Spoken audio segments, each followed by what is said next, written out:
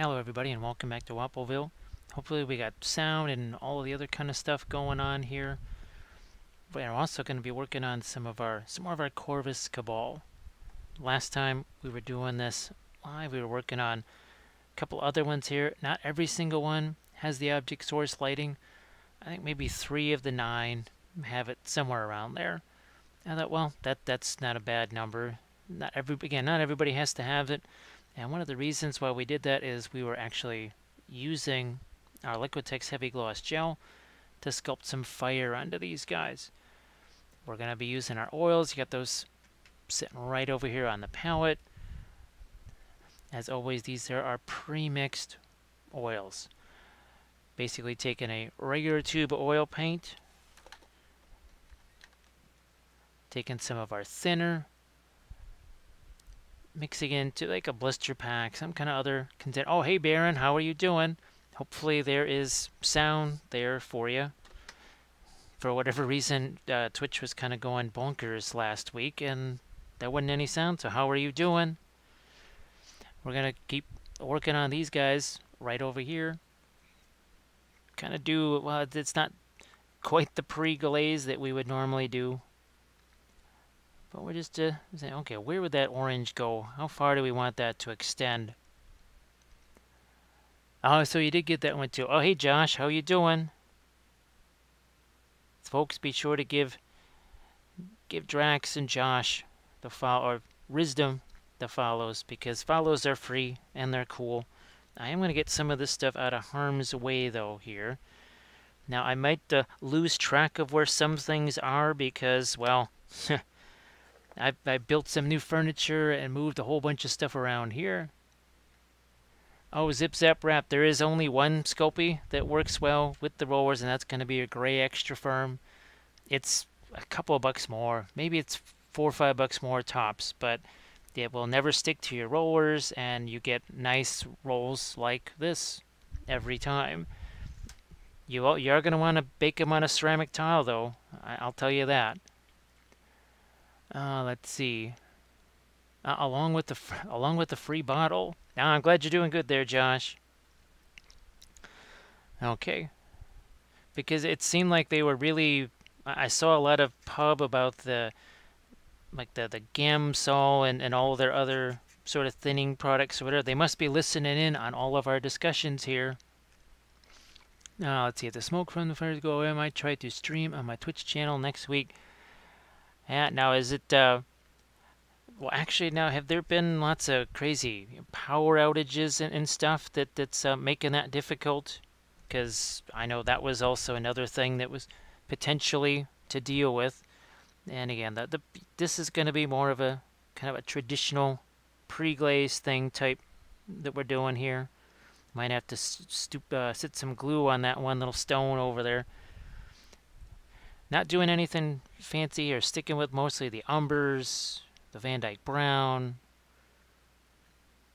We'll see if we can do maybe a little bit of the freehand design too on the. We do have some of the marble kind of exposed over here too. Oh, hey Mose, how are you doing? Yeah, this is a little bit of a later start. I was kind of hoping more for maybe even as early as 10:15 or something like that, but that just did not quite work. I'm just hoping that I don't lose track of all the things that I have moved around today. Let's see. My garage is too smoky to be out there. Ah, okay. That makes sense. Yeah, sorry that's all still going on, and well, hopefully maybe that tones down a bit. Now we are going to be doing something a little bit different up here. It's not going to be like down here. We can be somewhat, well, as rigorous as usual with the pre-glaze stuff. Up here, nah, not quite so much, because, well, he's a little on the spindly side, so we'll have to take a somewhat more gentle approach there. It's been bad the last couple of days, but okay, so it should get a little bit better. Well, I'm glad that's hopefully clearing up. I hear the weather's been in the 60s maybe 70s, but mostly in the 60s, so I wasn't quite sure what that meant out there weather-wise. Now we did cut up our sponges here, and we're just gonna wipe some of this away here. And I'm gonna see if I can snag a little more super glue and just get that one stuck on there a little bit better. So for the folks that are new and don't necessarily know, you can watch how all these guys were based. I think it was sometime last week that we were doing this. We were basing these guys and the Song of Ice and Fire figures too. That's right. So I think that was a session from last week. So you can go back and check that one out too. But you can see how much that Fanchon Red still kind of sticks around, doesn't it? That's pretty cool. Now I'm gonna wow. I've got to remember where the heck this. Yeah, I already forgot where things were. Where's that super glue container? There it is. That's going to have to go in a different spot so that I can actually remember where the heck it is. Alright, we're just going to shoot a little bit of super glue into here if we can. Yeah, I hope that... because how many weeks has it been with all of the crazy fires and smoke and all that sort of stuff? That's been, sounds like about 3 weeks worth or so of insanity with all the smokiness.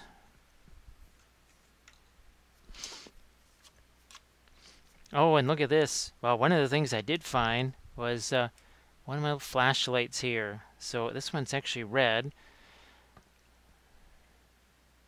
So let's see, well, it's not quite as bright as I was hoping that it would be, but you can see where it's kind of casting, it's actually casting some light over here too. So we'll try and remember that.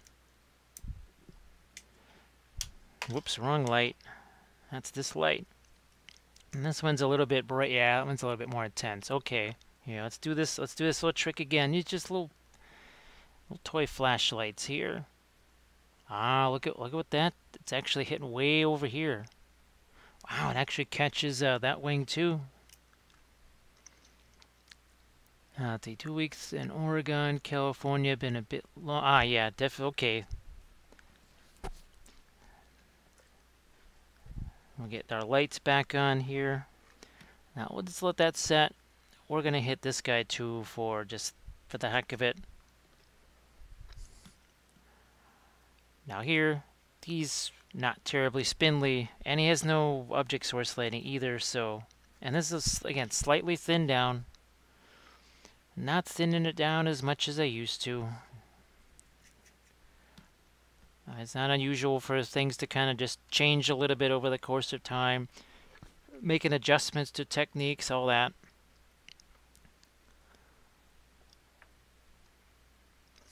Let's see. I like the light ideas. I'm not. Oh, astatic overdrive.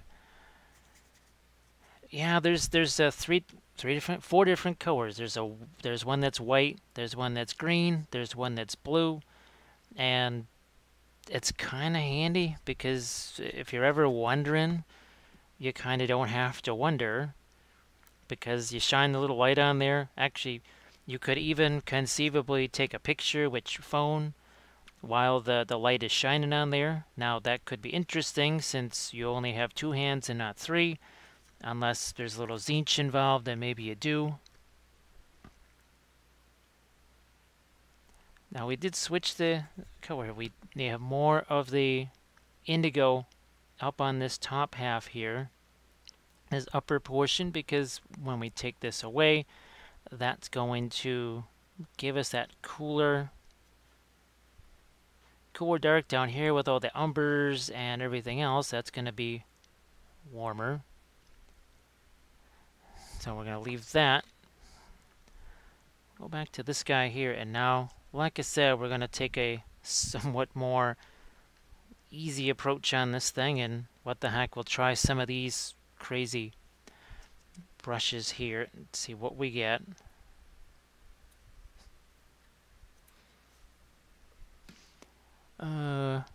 We'll definitely be doing the darker blue on the feathers here. Just trying to think of what did we do on some of the other ones. So we'll start up with our indigo here. Let me see. I think oh, my son had a blue know-it on my miniature bench. That one I'm not I'm not quite sure what that is saying there.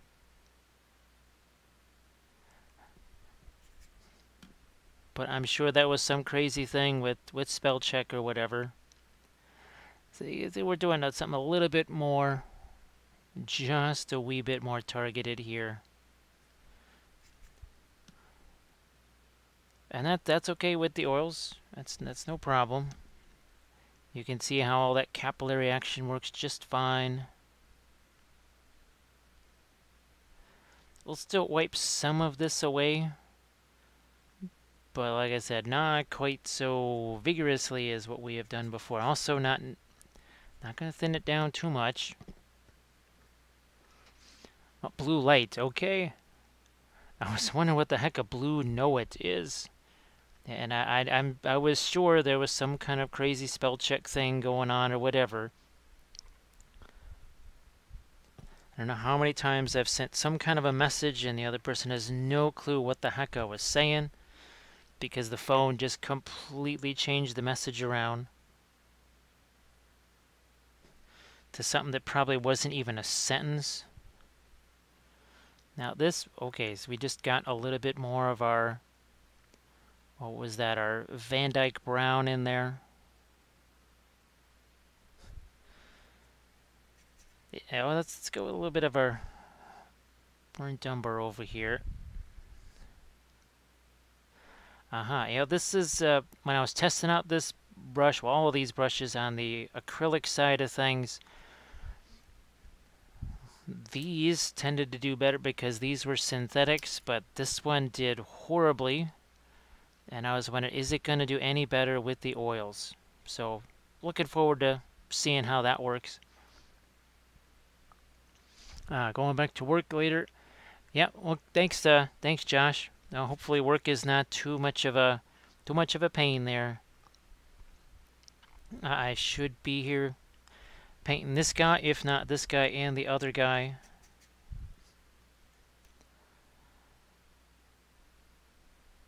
Let's go back to our indigo. This side of the wing, and you can really look at the capillary. I'm just touching the brush there, and it just moves everywhere. That is the sweet thing. Look at all that sweet capillary action going on. Barely have to touch it to the figure. This is all about that minimal amounts of paint. Just as little paint as possible. Now, typically, that also means doing what's tantamount to that dry brush. We've talked about that many times as well. Now there it is, much thinner. I just hit it with some of the thinner. So getting a little bit more of the umber here. We're probably going to be throwing some of our purple over the top of that.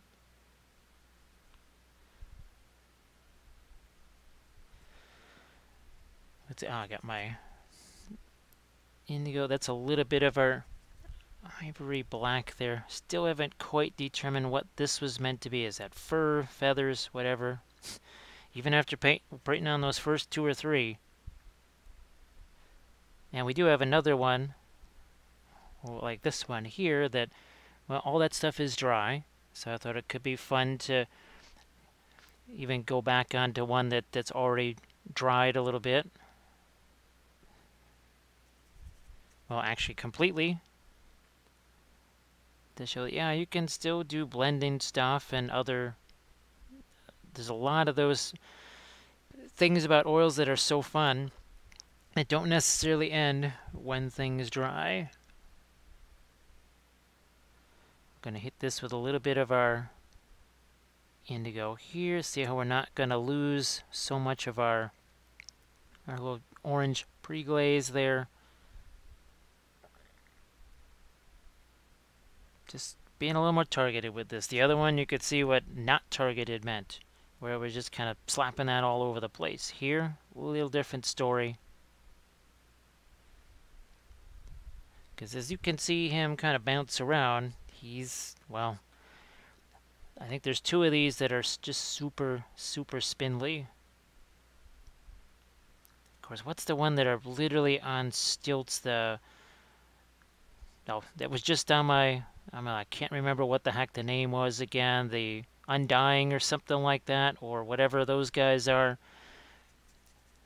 Where I know at least one of them is walking around on stilts.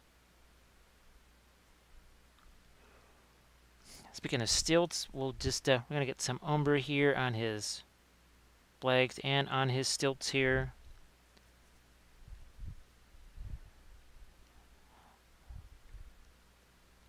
So yeah, that last video that I just posted up on the Patreon page, I noticed that the title screen, of course, has the wrong part of the title is wrong because a lot of this furniture showed up just as I was doing that particular screen. So there was distractions.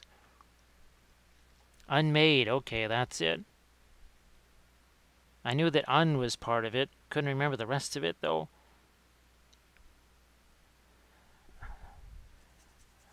Oh, there was one more sort of there was one new faction that had the only figure that was really interesting in it was the Beastman. Is that still the newest Warcry faction, or they pretty much run the gamut on Warcry now?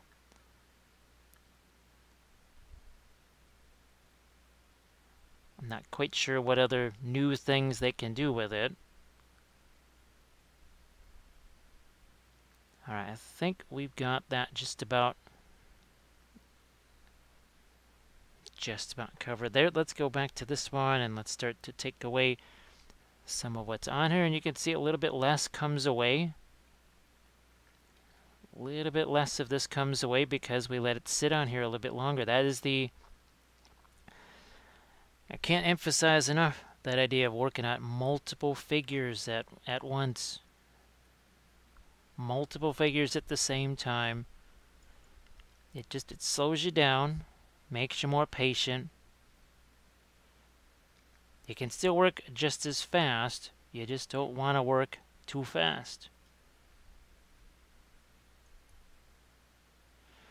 And there we go. We can grab another one of our Corvus here so you can see the difference, what we've just done. So it's not just that we've made things darker. We've also tinted things a little bit. And once again, the primer was really, it was just something like this, your light flesh, whatever. It was just a light primer. There was nothing fancy about it. I'm going to cut up a couple more sponges here. And there was the Scions of the Flame with I don't know if I've seen those guys. Have I actually seen? Maybe I did. And that's not the one with the one of the guys is a Beastman, right? Unless maybe it is. All right, this is where things will get into, and we're just going to very gently get in here and take away some of this. It could still remove a lot without having to beat him up too much and make those very fragile joints kind of flex and move too much. That's why we've got a bunch of these small sponges, so I can really get it just to the area that I need and take away what I need.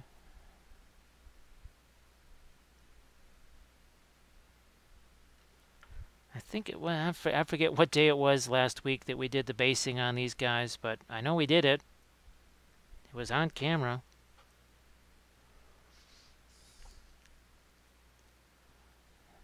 Take away some more. I can really see that burnt umber showing up. It's interesting that it's not really a staining color necessarily. But if you leave it sit there a little bit longer, not quite so much of it will come off. We got some really small ones here, which is kind of nice. That's what I was sort of hoping for with this.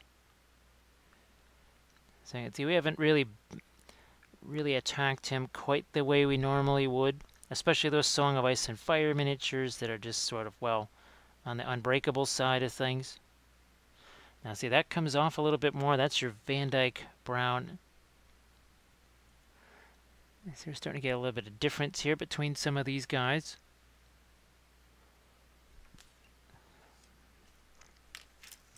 Now let's start to play around just with some of these brushes. I just want to see, do they like the oils more? Do they hate the oils? We're going to find out here. We're also going to start getting some lighter stuff going on here. We're actually going to take a little bit of our faux cadmium orange here. But look at this, folks. It didn't take long to draw in that first raid, did it? Everybody, let's welcome in our raiders. And we got Impending Duff. Impending Duff, how are you doing? Like, so much for the raid. Let's see. Brutus and Iron Fist. Hello, little hobbits. Spark my ganja. Thank you so much for the follow, Brutus. So we're continuing some work on some Corvus Cabal. We did this our last time around. Hello, little hobbits. Spark my ganja. Thank you so much, Cascade, for the follow. Bruticus, okay. Thanks, and folks, if I ever mess up the screen name, just let me know, and I will. And you might have to remind me once or twice. Hello, little hobbits. Spark my ganja. Thank you so much for the follow, the big mini painter. I appreciate that. Now let's see, and yes, definitely, folks, be sure to give Impending Duff the follow. We're having some fun now. We're getting to get out our oil paints here and doing some more of our Corvus Cabal.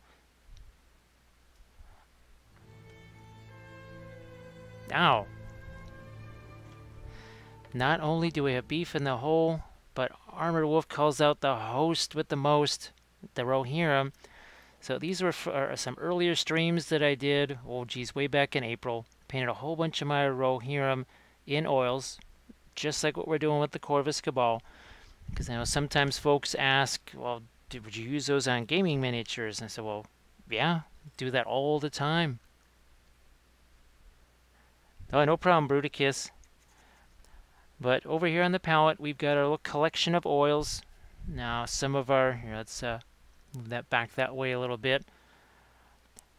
With the oils, and I don't know how many of you have seen these before, it's a little bit of a different approach than, say, you would with acrylics, because obviously your paint's not going to dry. You're not going to be able to do all those layers that maybe you're used to.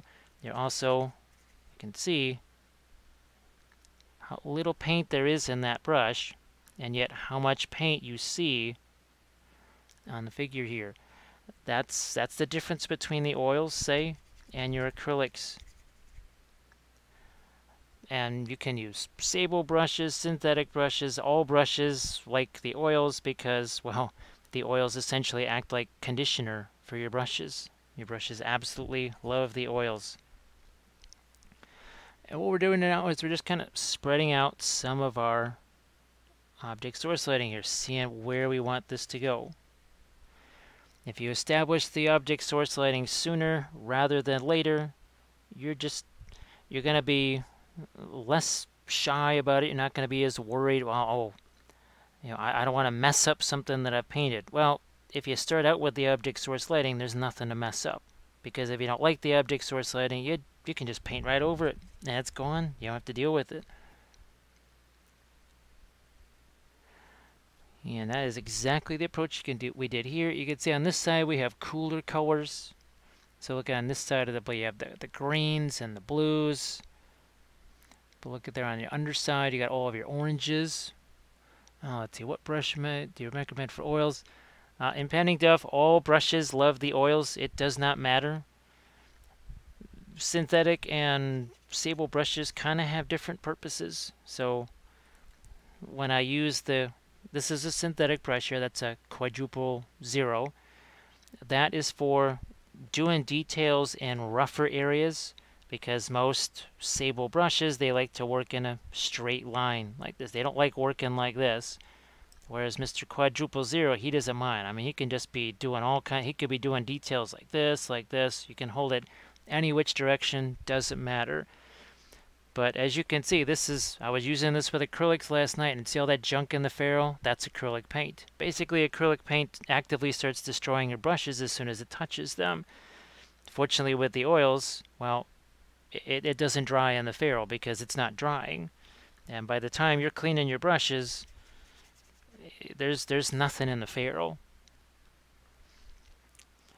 So it's really just more, it's your choice of, well, what do I need out of my brush, as opposed to, yeah, there's definitely none of this stuff where oils will mess up a brush. It's acrylics that destroy the brushes, because again, they're drying in that brush as soon as they hit it. And I know I've shown a couple of examples. I've actually had some acrylics out and the oils out at the same time, and showed the acrylic paint just buried into the ferrule of that brush, and it took 2 or 3 attempts at cleaning it to get that junk out of there. And with the oil paints, you can practically get it out of there with a rag. Oh, hey Kingfisher, how are you doing? And you can see how that paint is actually sticking over the top of the wet oils. Why? Because how little paint there actually is on that brush. With the oils, you don't want to be thinking about that traditional layering. There's no need to. If you're going to traditionally layer, well then acrylics, that's probably what you're going to want to use.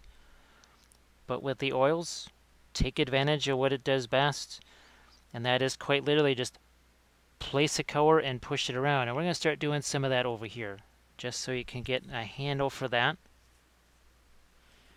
Here, we're just going to maybe grab a little bit more of our indigo here. And again, these are all thinned out paints, so we're just going to grab ourselves a tube here. So you take your tube of oil paints like this. You take your high quality thinner like this. You mix them together in some kind of a blister pack or whatever, and you stick them in your jar. Now, you can hear that sound. That is just a chunk of metal sprue right in there, and that's what kind of keeps this agitated. I mean, actually, every paint jar could probably use an agitator. Let's see. Okay, at the bathrooms, time to say goodnight. I'll catch you later, Bruticus. Thanks for stopping by. And once again, we have the host with the most. We have the host of the Rohirrim, and we've already seen them ride to ruin in the world's ending, but we haven't seen all of the Rohirrim. There is more. This is one of my army painting series that I did. Now, the interesting thing about these guys is that all of the primer was brushed on by hand. There was no airbrush, there was no spray cans, none of that stuff. Same old Steinerres, 3 different colors, brushed it on by hand, and it's sort of it wasn't really a zenithal. It was really, we were trying to get some greens in areas, some pinks in others. So there's your host of the Rohirrim, and that's, I think that was Army Painting Series 9. Another little advantage of our oils here. We're going to take just a tiny amount of this, barely any of this. You can even take some more of it away. And this is going to look like a dry brush. It'll look like that. However, usually when you're dry brushing, you don't get a whole bunch of paint come off onto the brush like that. So that's why it is not a dry brush. We are actually blending right here, so not a dry brush. See what just happened on that stone right there? Maybe I'm gonna zoom in here, see if that's gonna, yeah. So see what just happened right there on that stone, see how smooth that is? We're gonna do the same over here. See, we got a nice little smooth blend over there. Do what the oils do best. Let them get some nice little blends there. Look at all that, look at how dark that is now. Look at all that.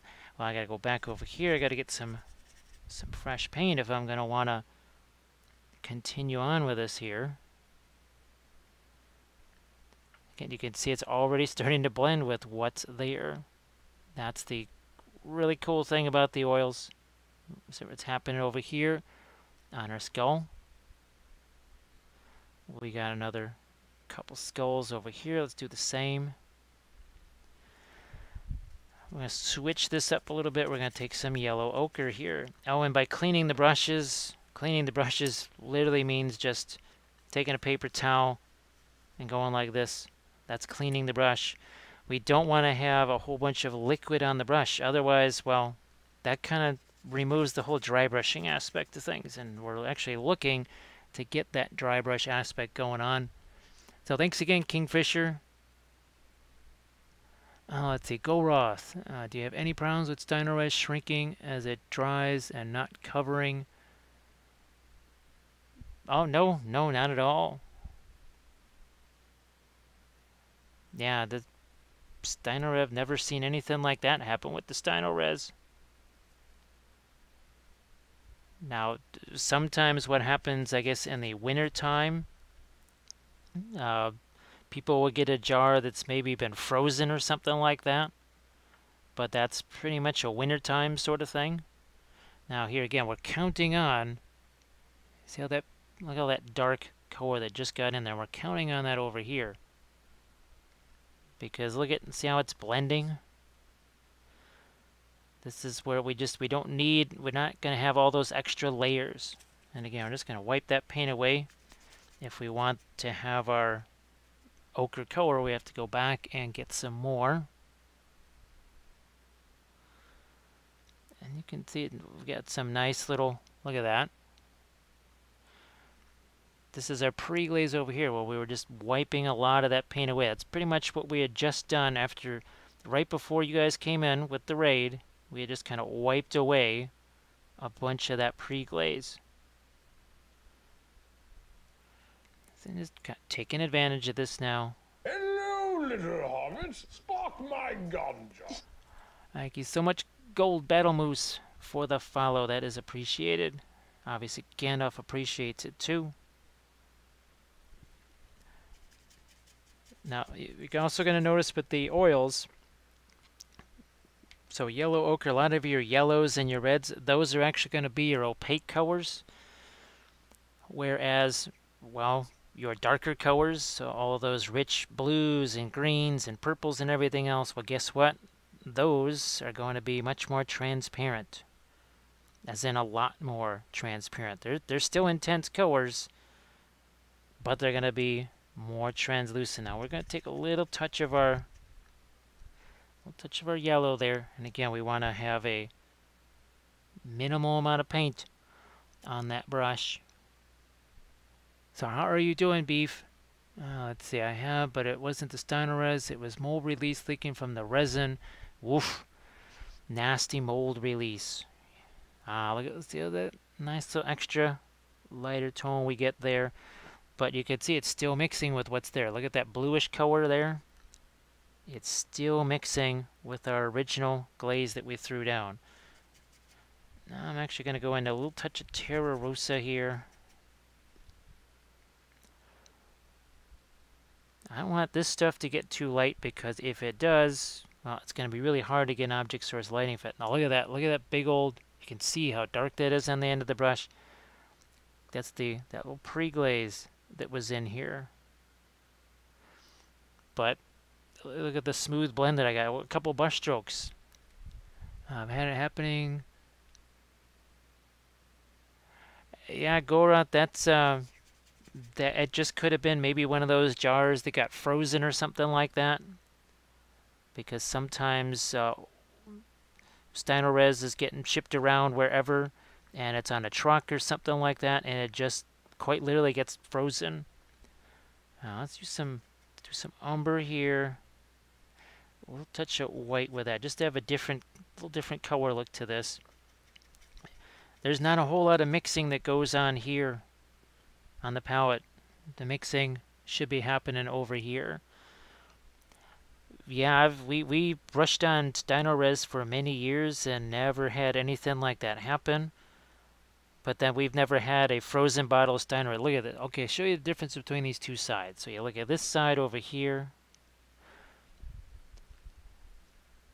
And you can see this side. You can see the little striations from when we wiped it away. But see over there, no striations.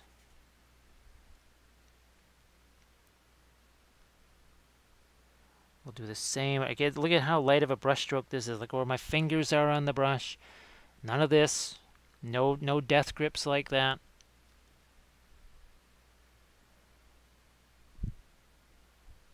Yeah, never seen this Dino Res shrink or do any kind of stuff like that, but that could be one of those frozen containers. Which is why, it's kind of, well, it also depends on where you live too, but around here, it's just a good idea to, if you need more Dino Res, get it now before it potentially is sitting out on your porch or something like that in the winter getting frozen. Well, that's kind of not so hot for any paint color. Doesn't really matter what it is, primer paint. Now we are going to get a touch of purple into the trousers. That's something we've been doing on this faction for whatever reason. Not quite sure why. But I've been using the oils for, oh my gosh, I think it's basically 4 years this month.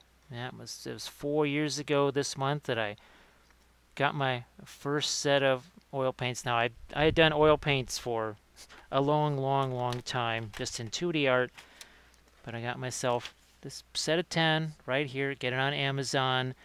These are the Wintons here. Oh, there's Al Capone doing the subscription thing. Thank you so much, Al. Here, I'll probably just gonna grab that because all he sees is paint. He says they can't stop me. There's just paint out here. So thank you so much.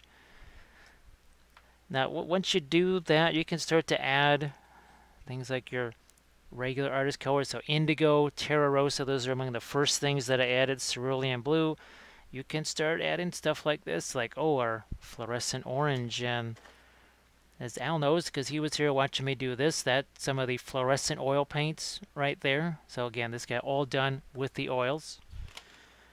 And we've done, oh my gosh, so many different things with the oils. So here's another guy. You can check this out on the YouTube channel.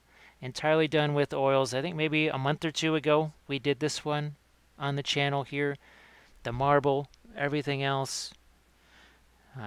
We can still watch this one. This is still a regular VOD right here. The marble in oils was so easy. Look at the blends. Look at those blends right there. That's not an airbrush or anything like that. That is the oil paints. Look at that. Look at that blend right there. That's the oils. That is wet into wet blending. Oh, let's see. I can vouch that indigo and terra rosa are unbelievable. I mean, they're just spectacular. There was a lot of the indigo on this one here, and there's another instance of the oils where we're able to mix that greenish color literally into red, into this reddish pink, wet into it, and look at the nice smooth blends and everything else that we've got going on there. So it's amazing stuff. It works so well, and I'll be showing other things too that we've done with the oils. Now let me see, where's my, just looking for that brush that I was using here. Now we want to make sure that we get something interesting in here for our blue, something that's not just lighter indigo. So we're going to take this, well, we've been calling this the faded ultramarine of of oils. And we're going to do that same gentle brush stroke here. It's practically a dry brush, except it's picking up all that other paint and actually mixing it together. Can hit this again. The other wing. Wings are definitely nice and easy to paint with the oils. I think I've done about 3 or 4 bird-ish type monsters with the oils. Well, speaking of monsters, here's a nice little monster for you. We did this on the channel, and you can still watch this as a highlight right here. Let's back out a couple. Now let's see. Hey Kit, how are you doing? Oh, thanks so much. We're gonna keep hammering away at our Corvus Cabal. Now, look at all the fun colors in. Look at all the reds and the greens and the oranges. Look at all the blues and purples and the scorpion part of them here. And again, you can just watch this. It's a past session. Just check it out on the highlights, not VODs, but on the highlights. Now let's see. Dirty Habit was just wondering, could you paint with acrylic and oils? You wouldn't want to do that. Hello, little hobbits. Spark my ganja. Thank you so much for the follow, Swan Diver. You wouldn't want to be doing that at the same time, but you can paint oils over acrylics or acrylics over oils once they have dried. And here's an example for you. Oop, actually, this one is too. Yeah. Now, the first I filmed 3 sessions. I filmed 9 hours of videos painting this thing in oils, only to find out that it was due a week earlier than it was originally said. So I said, all right, we're gonna paint the rest in acrylic once the oils are dry. So the oils dried, and you can watch a Saturday extravaganza session where the entire thing was finished off with acrylic paints over oils. I think I got another one here. Yeah, this one is another one where that the oils were dry, and it had to be sent out sooner than I thought, like by about a week, almost 2 weeks. And I said, well, I'm just going to throw some acrylics over the top of this. So all the skulls, the horns, a lot of that was finished off with the acrylics.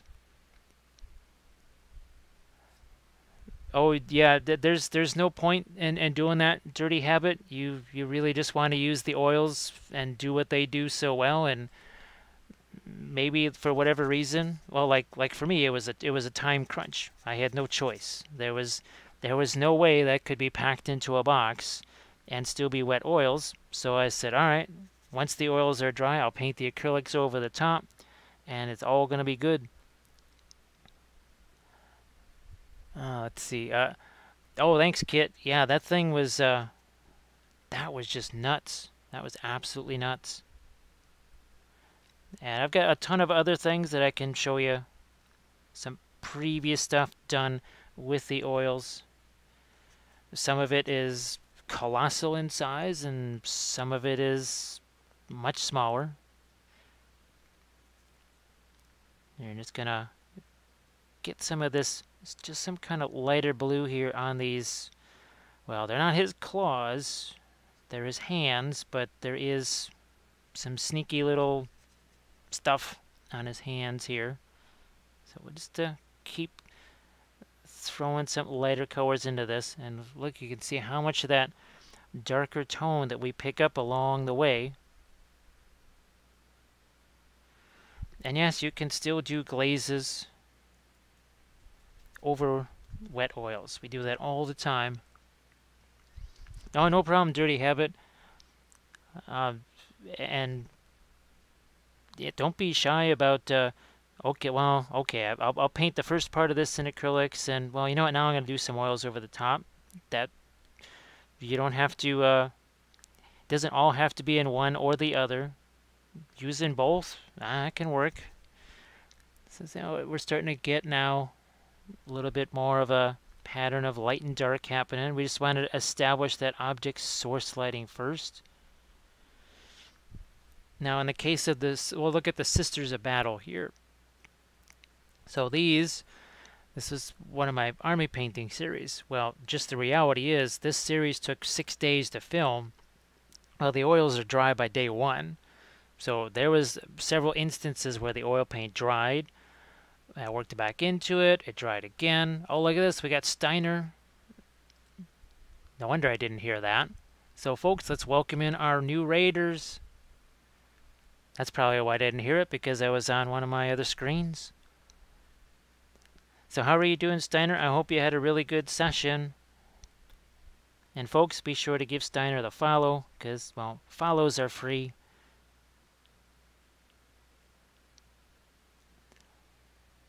There we go. Let's see. Okay, I think I just was waiting to see. All right, now I wanted to also check and see if there was any new follows while I was away, showing you guys the sisters. So we'll get back to the sisters and some of the other stuff. But now we want to do a little bit of marble stuff here. We're going to take a little bit of our indigo here. We don't need a whole bunch of it. A little bit of that indigo here.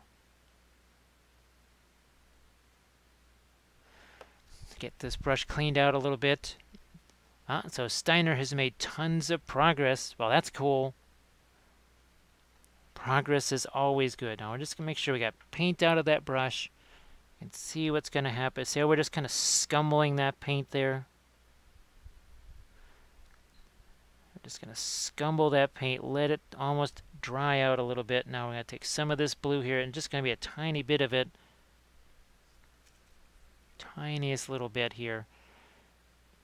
Gonna make sure you can see that here. Let's get a nice little blending brush going. And once again, we're just gonna scumble this. Push that paint around. See that little circular motion there? Look at all the paint that we picked up there. So that just kind of changes our, we just didn't want a solid mass of blue there. You can even use a larger blending brush here. Sometimes though it's best to maybe wait 5, 10, 15 minutes, something like that, to go back and do some of this type of blending.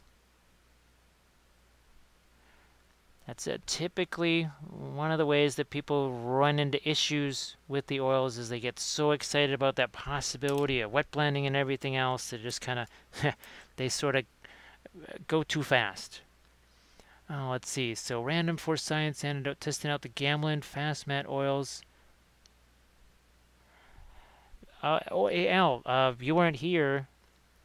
I got an email, and Drax got the same email too, that whatchamacallit, Dick Blick has a sale on the Gamlin paints.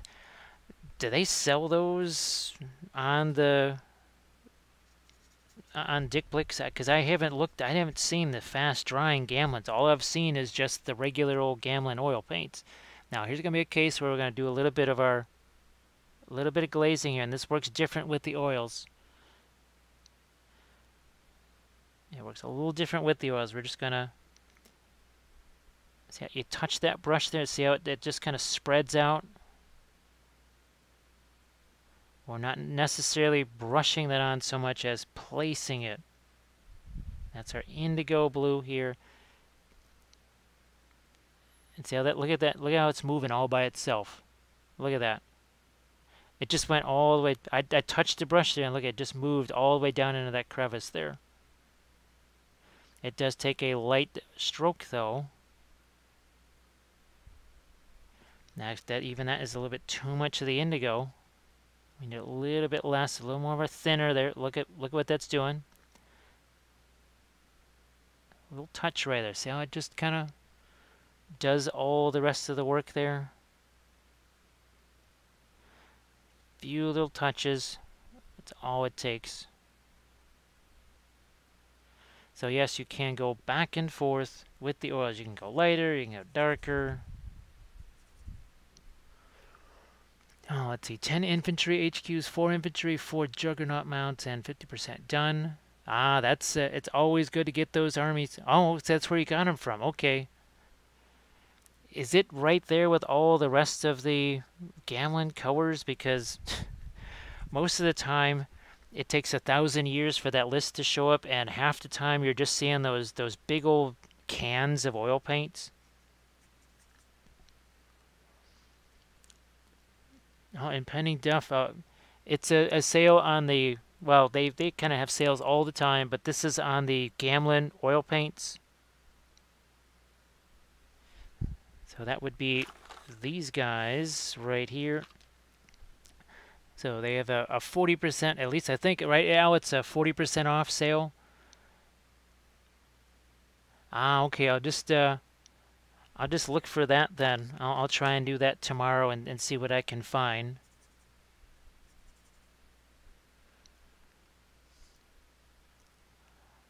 I mean,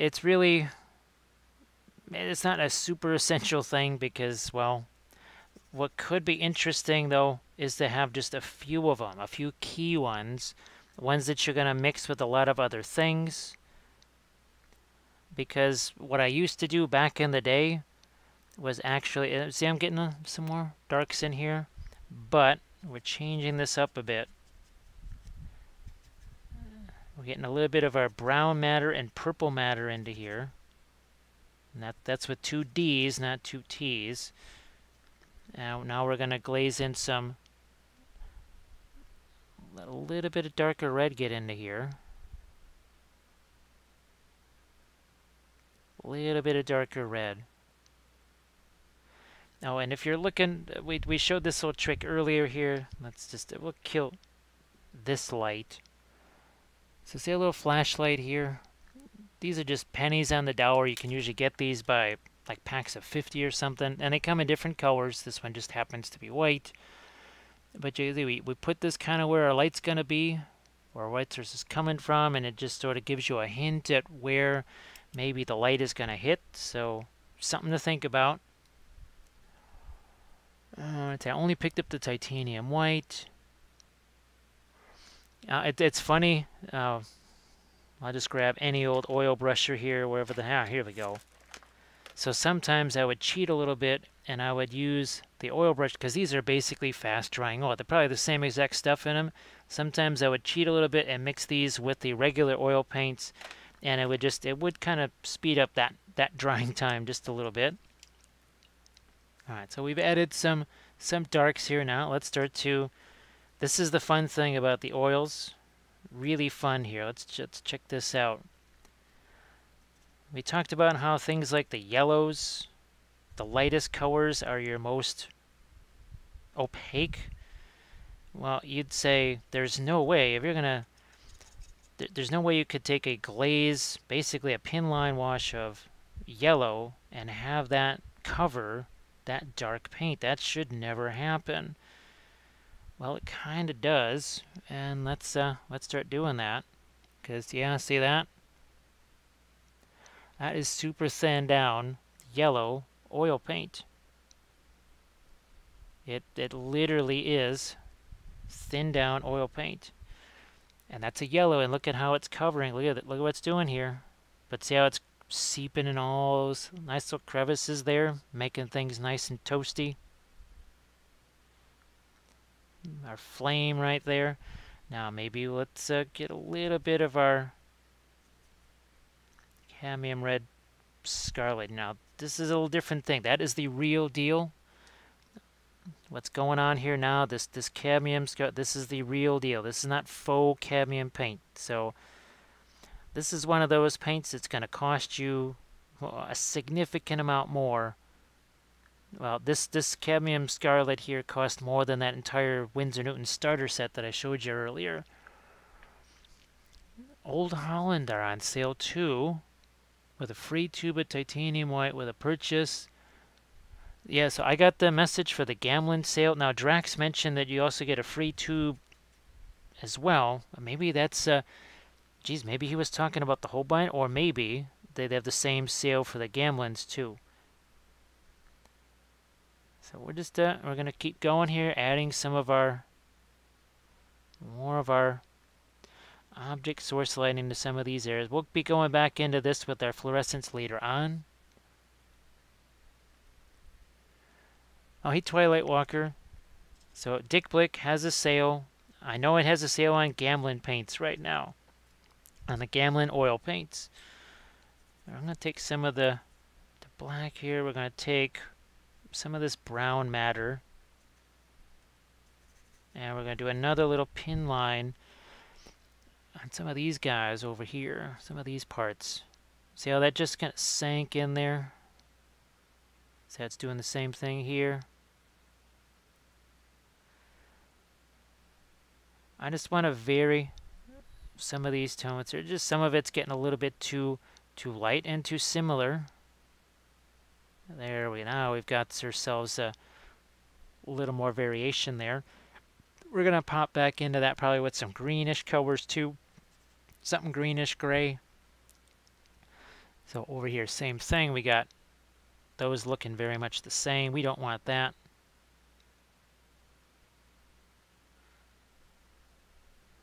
Get a little bit of a difference in there. See, now we've got, doesn't take much to look at that. See, by making that dark, your object source lighting is going to show up more. You must have dark to show light. Let's see. What's your opinion on Optilung? So mini day trader. I tried the Optilungs. Do I still have that one container? It used to be around here somewhere.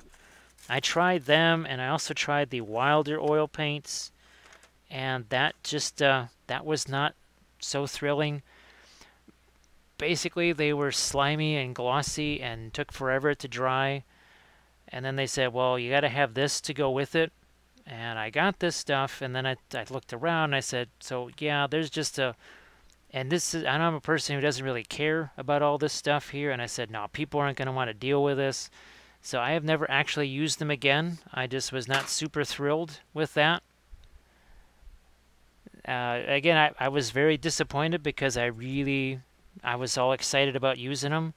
And I think what happened is those came before the MIG ammo oil brushers, and the oil brushers I think kind of solved a lot of those problems.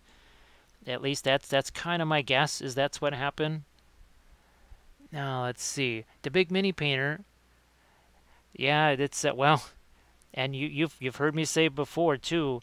Licking your brushes is a good way to destroy them because, well, you know, your mouth is part of your digestive system, and those that saliva there, that's meant to break down organic products like, oh, I don't know, your fancy sable brushes. So yeah, brushes belong outside the face, not inside the face.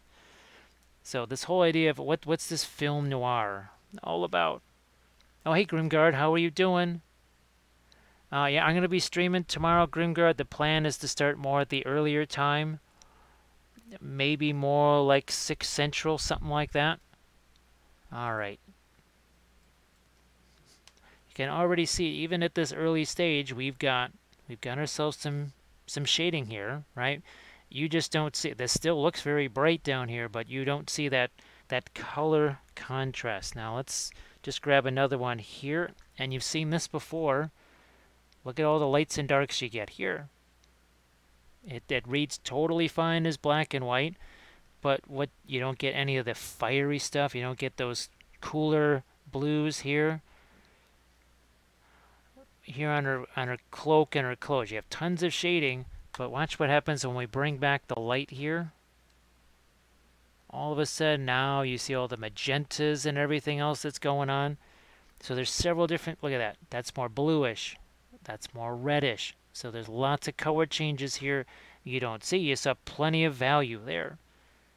And there's a couple of other examples that we have, and that's, again, that's your film noir. I just suggest that you take a miniature that you think is maybe done, you just kill the color, and you look at it and you say, oh, okay, maybe I should boost this over here, or maybe I should tone this down over here. So it's, here you get the advantage of seeing all of the orange, but when you take that away, does it still read the same way?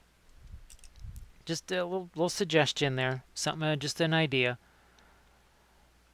Nanotanks is a reformed brush linker. Licker. Now well, you've heard the story, how back in the art school days, we were told in no uncertain terms, will that brush ever go inside your mouth, or we'll just take it away from you. So nobody was putting the brush inside their mouth, and they did explain it. They didn't just, they said, look, that natural hair brush, when you lick that thing, it's gonna destroy that brush. It will eventually destroy. Maybe not right away, but eventually it will destroy it. So maybe don't think about doing that. And obviously, we have a lot of fun joking about the cadmiums and everything else, but that's another reason why it's just kind of best to not get in that habit. It's good for the brushes. It's good for you. Hello, little hobbits. Spark my ganja. Thank you so much, Big Country, for the follow. Let's see, Mini Trader. Maybe that's why I have split ends. Wow, it is interesting. When they explained it like that, at first we're like, oh yeah, whatever. We were basically kids coming out of high school, so we're just yeah, fine, whatever. That's, yeah. And then later on, when you think about it, you say, oh man, they weren't they weren't kidding. It makes sense what they were saying. It's always one of those things like when you were 13 years old, your dad was one of the dumbest guys ever, and then by the time you were 25 or something like that, he was the smartest person in the world. Suddenly, he got really smart. He learned so much in those 7 years. Now we're just going to hit those a little bit darker and then take some of that away. So there are still things that I remember our teachers telling me many 29th birthdays ago, and just maybe at the time going, whatever. And then after, maybe it took a while for it to come about, but then I finally said, oh yeah, okay, this is what they were talking about. Just like our oil paint teacher with the, oh hey Nolasky, how are you doing? Conditioner and shaper, worst thing is the people that paint with me sometimes leave my brushes in the water. Oof, yeah, that is, oh hey Draconic Visions, how are you doing? So folks, be sure to give Draconic Visions a follow, because if you want to see some really nifty 3D sculpting, that's where you're going to get to see it. And I mean really nifty. So how are you doing, Nolasky? Let's see, I've never seen that before. I was like, oh, I found you use for my iPad. Let's see, sorry for not being more clear. Oh, to the black and white to check out the miniature. Yeah, let's see. Never seen that was like, so yeah, that is something, like every phone has some kind of an app on it. Some kind of app where you can just take your photos and do the crazy black and white or make them sepia tone, you know, all that sort of stuff. We're going to get ourselves maybe a little more of our, yeah, let's go more with the Fanchon red over here. We're going to take a little bit of that brown matter. Because if we want glow out here, we want it to be more of an orange glow. We don't want a yellowish glow here for sure. We're going to get ourselves a little bit of some darker red into the skin. Again, it's just doing a little bit of blending here. Draconic Visions got their affiliate. So folks, let's have a congratulations, a round of applause for Draconic Visions, because that's not the easiest task in the world. I know everybody talks about partner and that sort of thing, but affiliate, they still play weird games with you. So hopefully, yeah, hopefully that was pretty cool for you to get that. Let's see. I think we're all good there. Doing great, Wappel as well. Yeah, as I was showing Armored Wolf earlier, with all of the new stuff that's come in here for projects and materials and everything else, some new furniture things came in. So I was not only assembling those, we're going to do a little bit of blending here now. I was also trying to just get things moved around. So I might not always know exactly where things are because I just moved them a couple of hours ago. So we just put some of our burnt umber in there. And so we're kind of blending that into our ochre now. Let's change this again, a little different color direction here. So we're just going to take some of this. Now let's go off-white yellow with this. We'll take it over here. And again, this is where we are just going to place a color. We're just going to place some stuff here. Place it over here. Then we're just going to take that paper towel here. Clean that brush. And then we're going to do just a wee bit of blending on this. And you can only do a couple of strokes with that before you got to get that paint out of there. And then do it again. So this is where we're not layering the way you would with acrylics. So again, we just did that right over here. So let's hit this again. We have these obviously different size blending brushes. Let's say you want to do something that's a little bit broader, a little bit bigger. And we see that motion. We're not just doing this. You see how it has that kind of a sidewinder approach to it? That's going to help that paint get mixed together as opposed to just wiping off. If you just do this, all you're going to do is tear the paint right off of there. I have a feeling that's one of the things that a lot of people run into, is that they're quite literally just removing the paint. You know what I could use is some cerulean blue, and there you are. This is another one of the, I think it was the indigo, this, and Terra Rosa were some of the first ones that we added after that original starter set. Now, I'm telling you, we're largely responsible for that. Oh, okay. Oh, it messed me up last month. Oh, yeah. Had to start over. There was once, what is it, 12 days or something, right? You have to do something. That was whatever that time period is.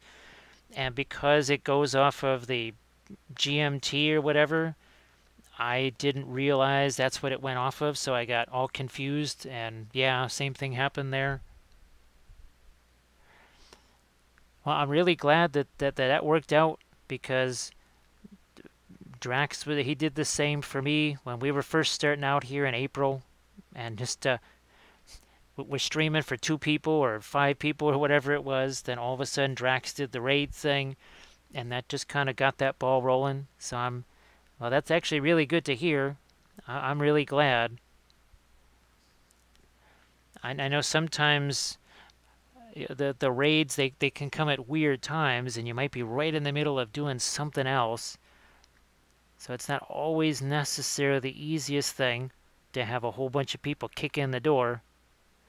See, we just threw a little bit of cerulean blue into there. Well, now let's get something else going on here. Let's take a little bit of that indigo.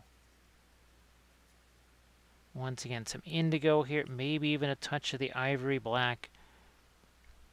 And we're going to do some more of these little pin line washes here. Bring some more darks back into this. Let's do that on this side too. Again, a little bit of indigo, a little bit of the ivory black combined. Oh, hey Spider-Man, how are you doing? Let's see, it might not be oils, but right now my current project, oh, you got the Fire Slayer using only the Zorn palette. It's an interesting challenge. Yeah, boy, I haven't actually seen any of the. I've seen pictures of the Fire Slayers, but I've never seen one of those guys in person at all. I haven't seen any of those guys in person. Then there's that. What's the one big flamey beast that's being ridden? I've seen some pictures of that one. Oh yeah, let's get a little bit of indigo on some of these feathers here that are on top of our leathers. I'm trying to get that sort of leathery look. Now, let's go to something that's a little bit more of a softer. Let's go to some of our sables over here. And let's just start doing some of our 000s here. We'll grab a little bit of our off-white yellow here, and let's get some lighter things going on here. And you can see how much lighter we can go. Now we could add texture to this as well, if we think that's going to be more interesting.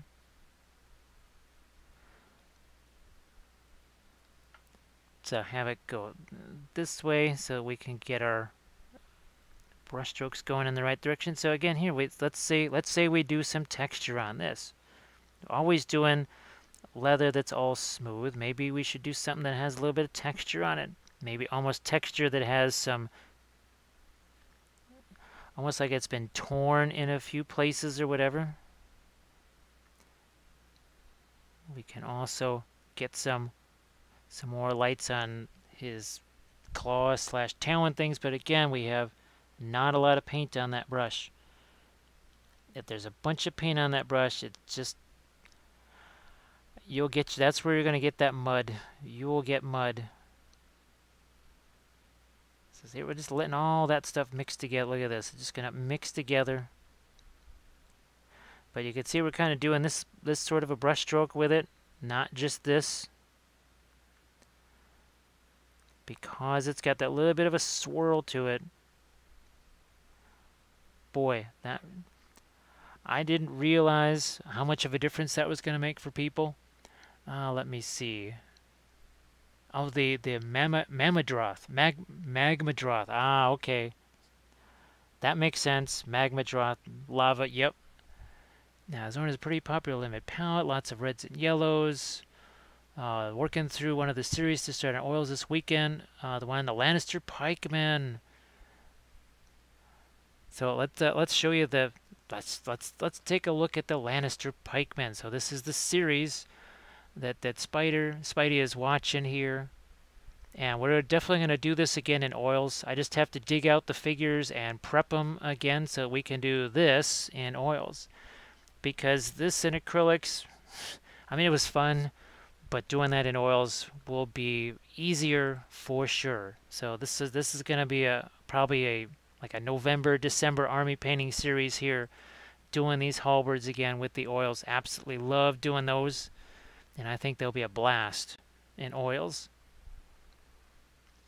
Oh, hey, Pat Draws, how are you doing? Let's see, the Spellblade mini came in yesterday. So here he is. Now this is, I have the bigger version of him. Yeah, I have the larger version of him. I know Kathy has, I think, this size. So we'll see what she does with it. But Wappelius Spellblade, he's there. Let's see. Here's a reminder to include some type of Bob Rossian backdrop banner. Oh, hey, Aussie, how are you doing? We'll keep going. I am enjoying that. The Burnt Umber is one of those colors that I just kind of was only ever using as a part of the pre-glaze. Never really used it for much else beyond that. And it has definitely become more and more a part of what we do. Here, let's get a little bit of our cerulean blue and some of this as we call it, berry white green. Another thing to remember about the oils, thick sticks over thin and vice versa. So if that's going to be thicker, let's see if this is going to stick or not. And that stuck.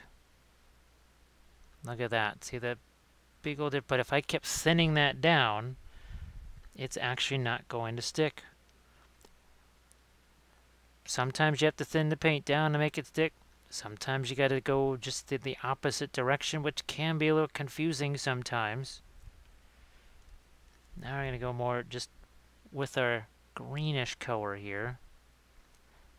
Again, if all of this is just an endless sea of grayish blues, that's going to be really boring.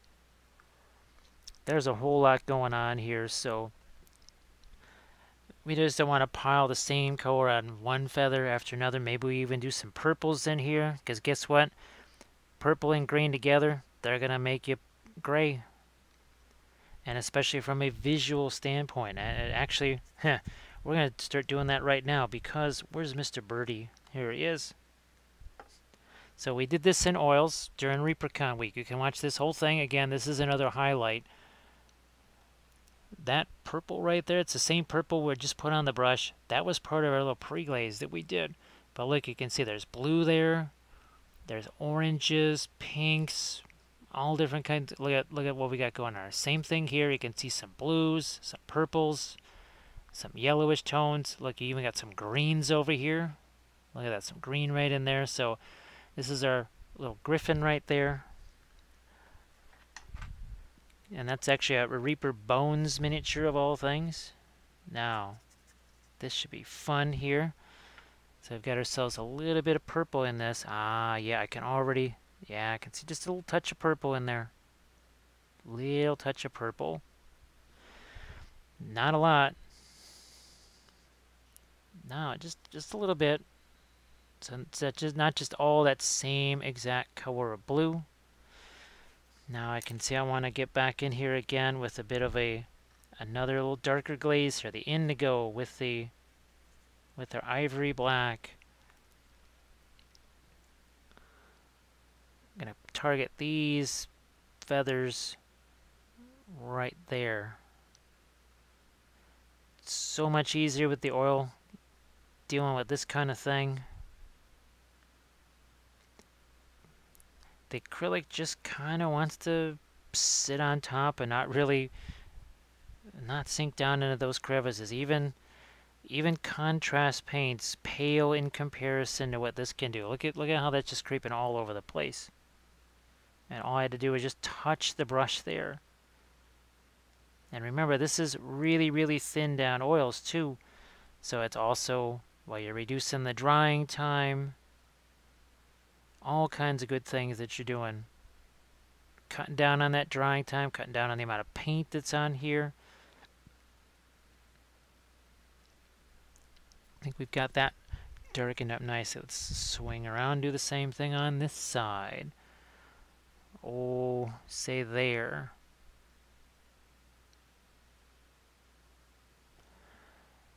Oh, let's see. Oh yeah,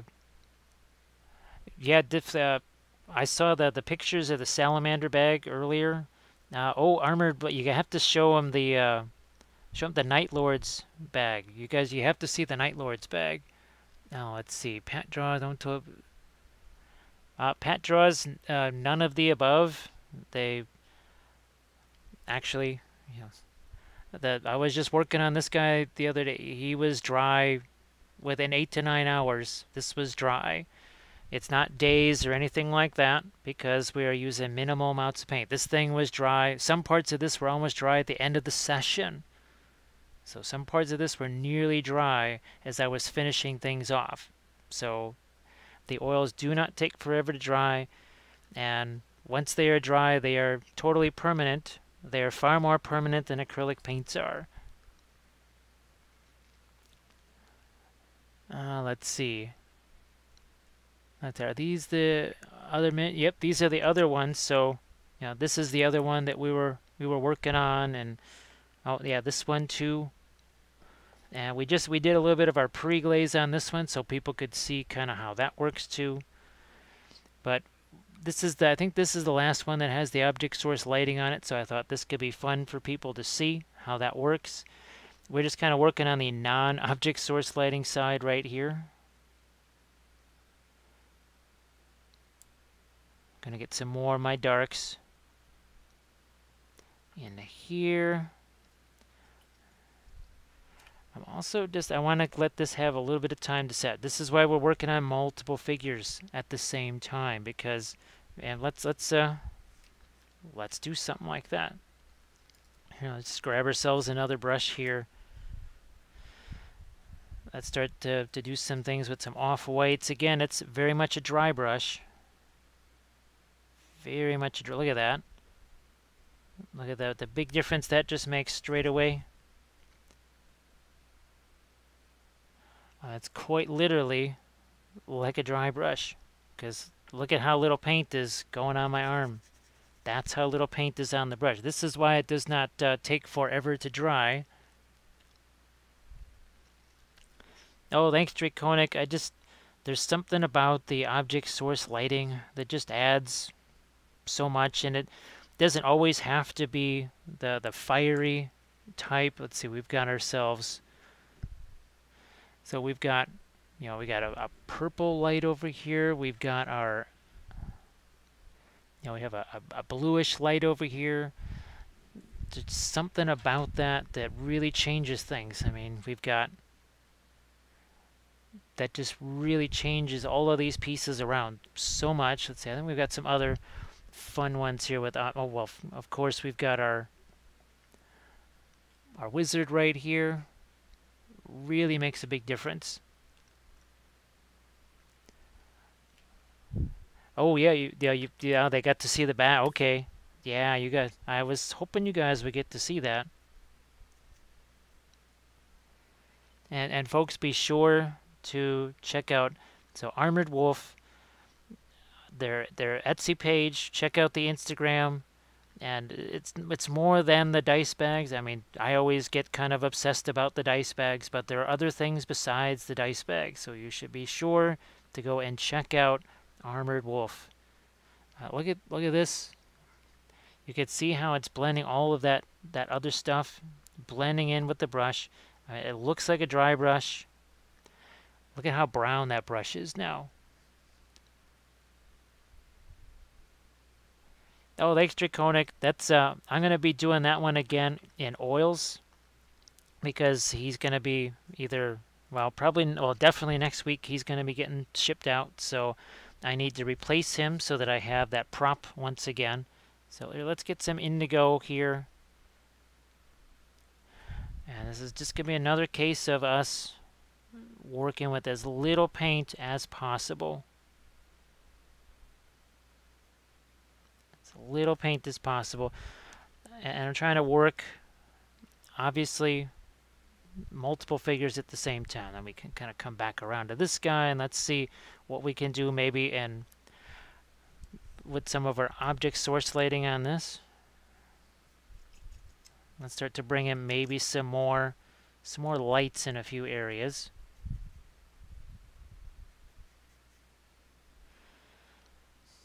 Especially over here. Now this is where I'm going to have to, I believe, thin down the paint here to make this stick, because I think we have lots of thick paint there. So we thin it down, that starts to stick a little bit more, and boy, when you see the difference that the fluorescent paint is going to make, wow.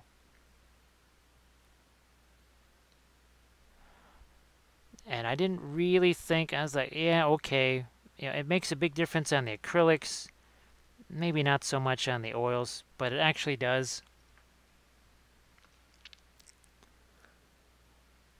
Oh yeah. Yeah, Spider-Man, those definitely have traveled to the southern hemisphere. Now, that's a little bit of our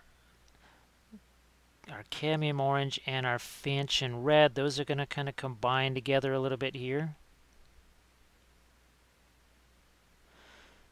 And we're going to start to move some of this glow this away. What's interesting, in some places it's making it lighter, but over here it's going to make it just a touch darker.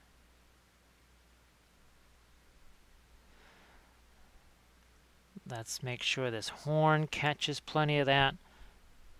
Not sure how much this part of the skull is going to catch it because it's sort of blocked by this rock over here.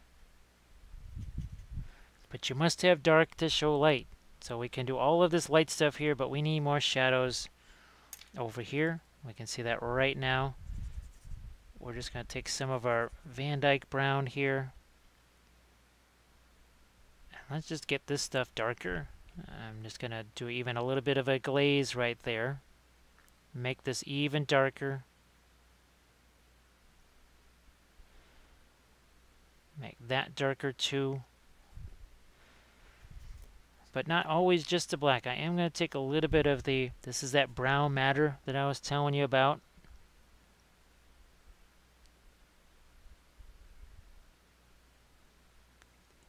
So we can wipe some of that away.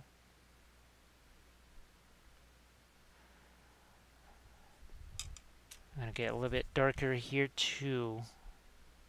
And I'm just, sometimes you just have to make things darker than you think they might have to be if you want to have this dramatic, fiery light show up. It's one of those things. Let's do something with skin tone here. Get some of this. Let's get a little bit of our Terra Rosa into that. Now, we don't mind that the skin tone has kind of a grayish look to it. We're also even going to get, remember the purple matter that we mixed in there last time around? Get some of our green and purple. They make a gray, so now we'll have ourselves some grayish skin tone here. There's not a whole lot of exposed skin here, just a little bit on his feet for the most part. And we also want that to be not just darker, but a more subdued color. Here, let's get some of his chest.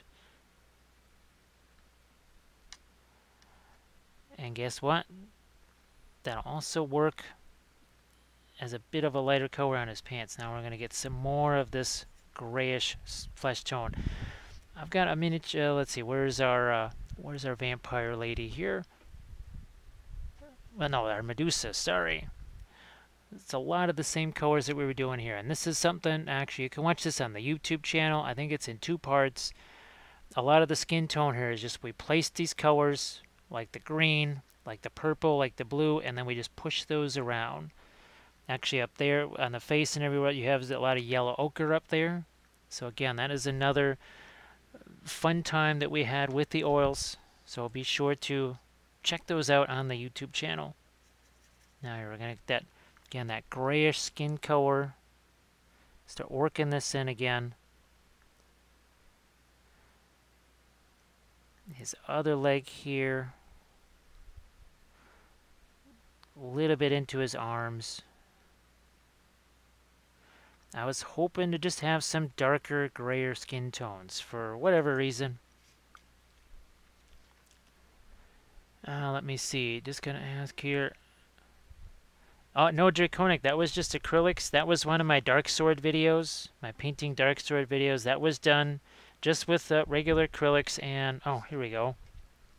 We actually were using the acrylic blue, or the acrylic fluorescent blue on that one.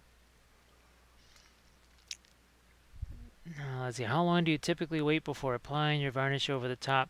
So say we all. Oh, thank you so much, Don Mac, for the subscription. He's gonna catch that. He's gonna catch that. And out of nowhere, he's like, "Whoa!" He's getting out of here. Al, most of the time, it's never. I very seldom varnish any of my stuff because it really doesn't matter. I mean, if something happens to it, well, I can just fix whatever needs to be fixed, but the vast majority of time I never have to worry about that.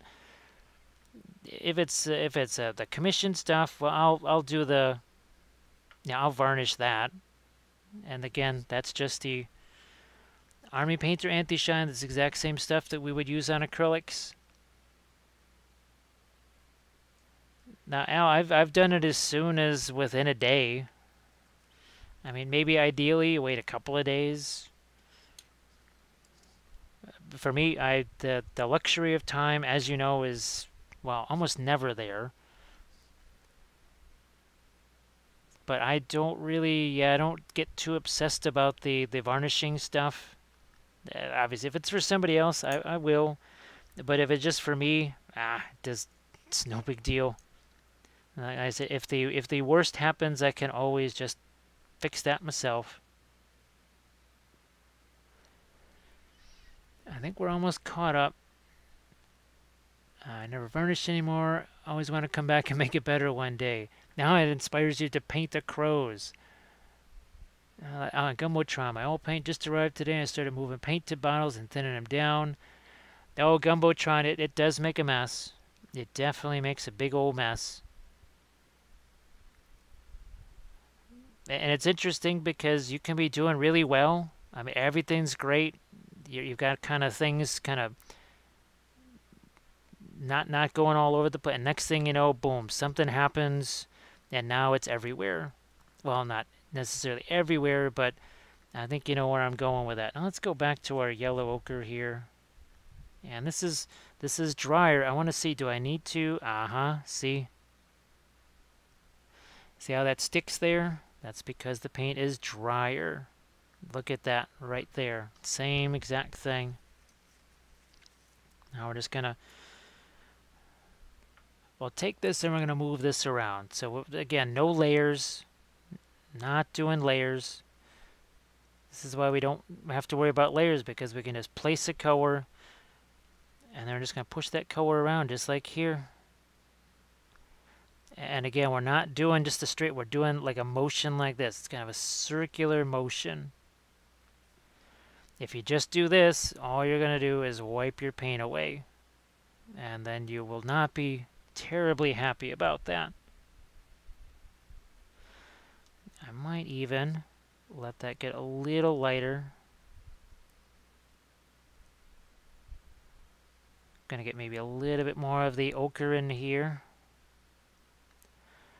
More so just as a color difference than anything else, not so much a value difference. Not really making it that much lighter, just giving a little different value look. Let me see. This one happens to be a metal one, and I'm wanting to hit it with the anti-shine. Yeah, it says Armored Wolf says, come for the painting, but stay for those puppet shows. Hey, definitely don't wear your nice clothes. Oh, hey, Bijou, how you doing? So, Al, there are times, you know how it is, some of the colors are just a little bit more shiny than others. Now, if the color is shiny, like ultramarine blue tends to do that, alizarin crimson tends to do that. If it is just naturally shiny or something like that, oh, then I'll just hit it. But as far as the timing goes, sometimes it is literally the next day or something. If it just looks dry and seems dry, I'll just hit it. And I've never run into any weird problems. That's for sure. See how that, now we thin the paint down, and see how that's starting to stick there. Really starts to make a big difference. Let's not hit that too much. Let's, I think we actually could get a little bit of our... we could get some over here. That's good, because this was just kind of going to look boring over here, so that's fun. Can actually get some of that glow over here. Yeah, we can even maybe hit these guys. These are metal after all, so might as well hit them. Oh, we can get some over here too. Well, that's extra fun. I forgot that there was fire way the heck over here. So that's cool. Let me see. Yeah, we got the good crowd in tonight. It's like the cheers of paint streams. Where everybody knows your name and everybody knows the Book of Wappel.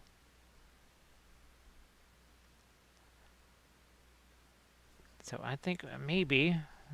I was thinking of already starting to play around a little bit with the fluorescent orange, but let's just work on a couple of other areas here first. I just want to hit some of these other little doodads over here, these little skulls. And actually, those might be actual bird-sized skulls right there. And this is also just I'm gonna do some darker glazes into that. And you can see, look, I'm just hitting that's the purple that's already there. And I just let some of my off-white get into that. It just starts to lighten it up by default. Now there's purple in the brush there now. But again, using that scumbling motion, using that pre-glaze in my favor here, just letting it do most of the work. So we got some kind of bits thing going on. Spider-Man drops it, and he's gonna get that. He's like, maybe if I hide over here, he can't see me. And the bird flies over. He's uh-oh, and he's out of there. Boy, that bird. Well, it's not quite as many eyes as that creature caster guy had, but somehow that bird knew he was there, knew he was hanging out down there. I'm not sure how. No, and thanks Ozzy for continuing the gift sub. I just saw that, and it's weird because there should be sounds for those, because I double checked and triple checked. There should be a sound that plays for that, but for whatever reason, it's just not playing the sound. I don't know why. But there should be. Alright, here's a little bit of our Van Dyke brown. We'll just make that a little darker here. We need some dark. Again, we need dark to show the light. Grab a little bit of this lighter color here. We'll hit his pants over here. Even some of those feathers. Let's get some of the bird skulls on this side.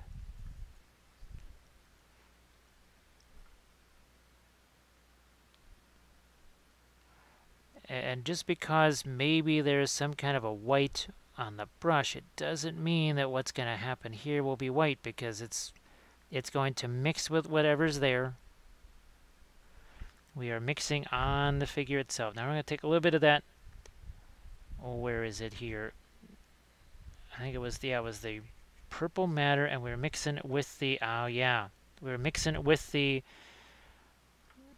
our cameo, or our faux cadmium orange, and getting some really nifty colors for stuff like this. Yeah, I don't want it to be too reddish, because then it's just going to disappear into all of the fire stuff. That's why we've been trying to do more of the brown here, except I also want to get a little touch of the red in here, and then maybe even some green into this crazy hood here. Now we're thinking about getting some darker colors on his chest, because that does not get hit by the firelight. So we'll just darken that down. Then we're just going to have to leave that area alone.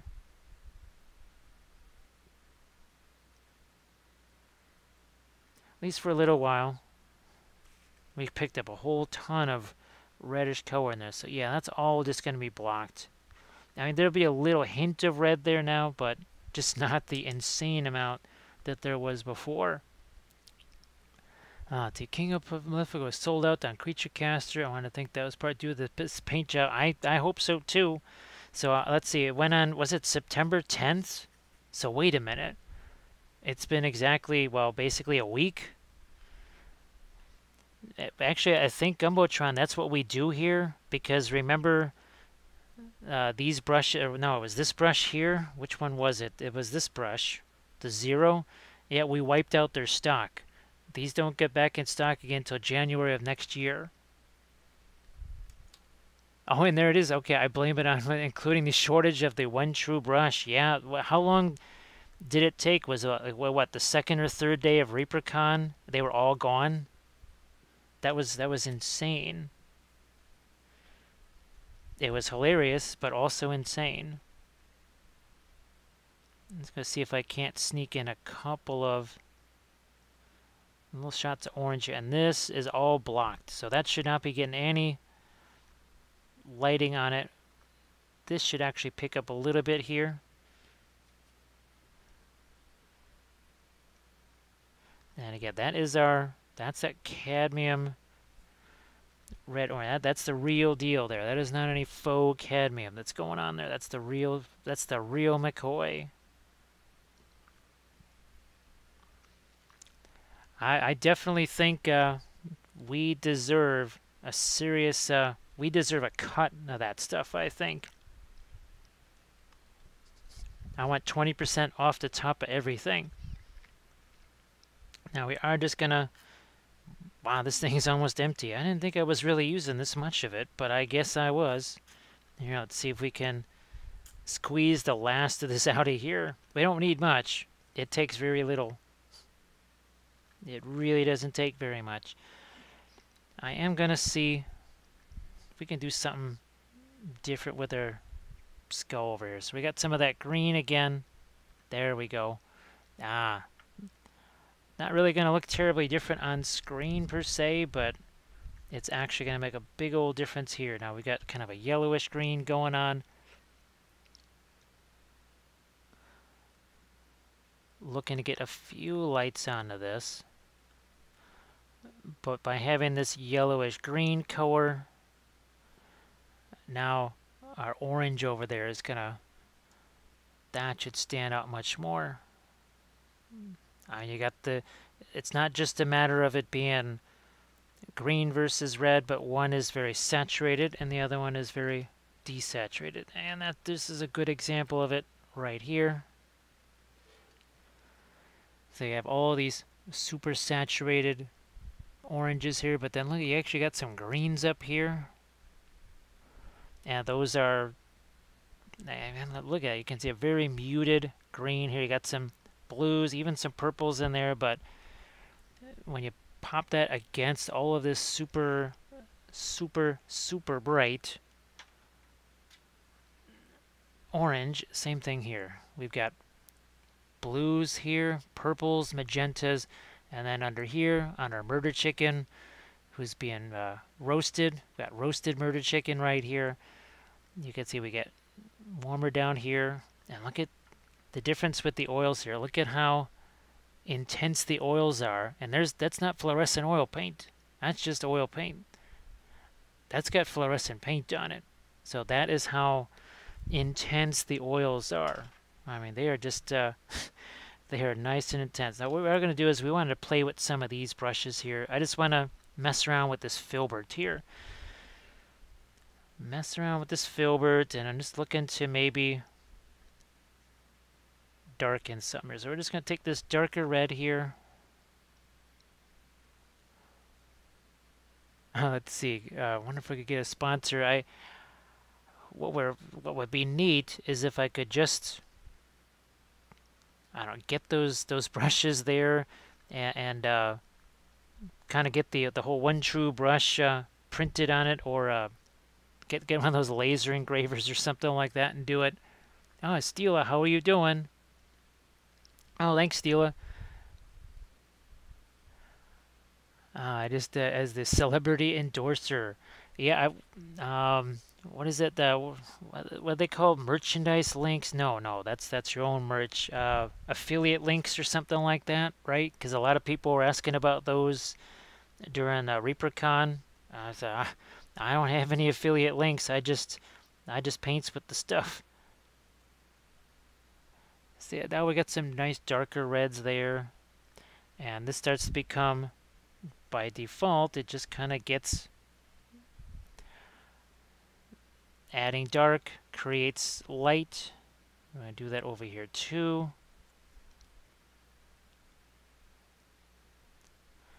Now let's expand some of our glow onto the blue marble over here. Let's see. Yeah, let's see. I need to be a. I just unfortunately I don't have the time to try and look into that. I have no idea how to even do something like that. And like I said, this year has mostly focused on survival, and hopefully maybe when it gets to be December or something like that, and we're maybe not doing quite so many of the convention type things or the virtual conventions. See how that's starting to expand over? Look at that. You can see there's a little bit of that glow kind of works its way over to there.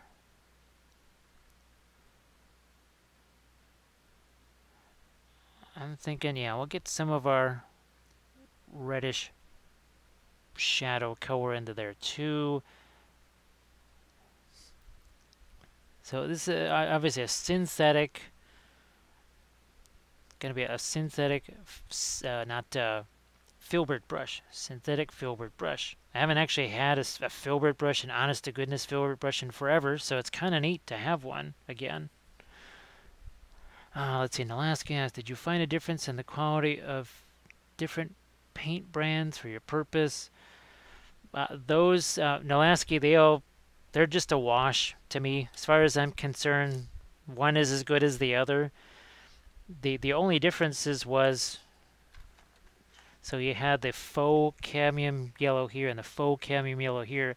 This was better than this, but then this also cost 4 times what this cost. So you would expect there to be a difference here. But when it comes to just the regular paints, this to me, and I'm not comparing the colors, it's just, I don't really see a big difference from one brand to the next. Now the Williamsburg tend to be ground a little bit different because I guess they're ground by hand, so maybe that makes them a little bit different. I'm going to go in with this green again. Let's see, but you would get a percentage for each time. Yeah, Bajawa, I realize that. It's just, unfortunately, someone would have to stop time because all of the things that are paying the money now, those kind of take the precedence now. And it's other things like, obviously, Creature Caster had their big release, and that had to happen when it was going to happen. And that leaves me, since there's just me, that leaves me no time to do the other stuff. Let me see. Divine difference, the discount code also. Yeah, Bijou, it's something that I tried to do months ago, actually before Adepticon. But once this all hit, it canceled all of our conventions for the year. As there's 2 people who are part of this stream that had all of their conventions and everything canceled this year, and that's one of the reasons why Twitch happened, is because all of a sudden all of our events got canceled. And the immediate result of that was, well, for us, when Adepticon was canceled, we lost about 2,300 hours in class income, and that had to be replaced. So unfortunately, that took away any time from doing all that kind of research. And it definitely takes a lot of research to do all that kind of stuff. All right, I'll catch you later, Al. Thanks for stopping by. Yeah, Bijou, it's interesting. I actually had, I was trying to watch some YouTube videos on how to do that. But at the time, I wasn't doing Twitch. So that's kind of another reason. I was just doing the YouTube live at the time. But also doing Twitch is kind of a 24-hour job. Quite literally, it's a 24/7 type of thing, in addition to everything else. So that is, yeah, I just have not, unfortunately, had the time to check that out.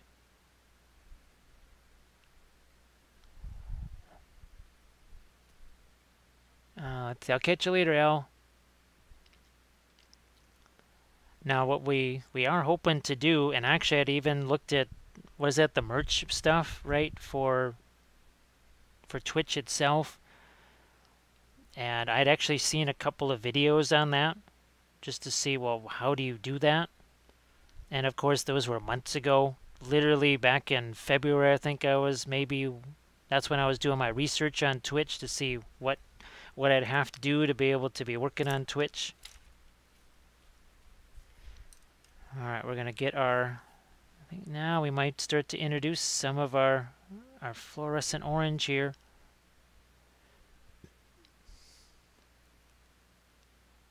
Oh, hey Monk. Hey, Felonious Monk is in the house. How are you doing? We have been using Felonious Red. I mean, it's a big part of the object source lighting.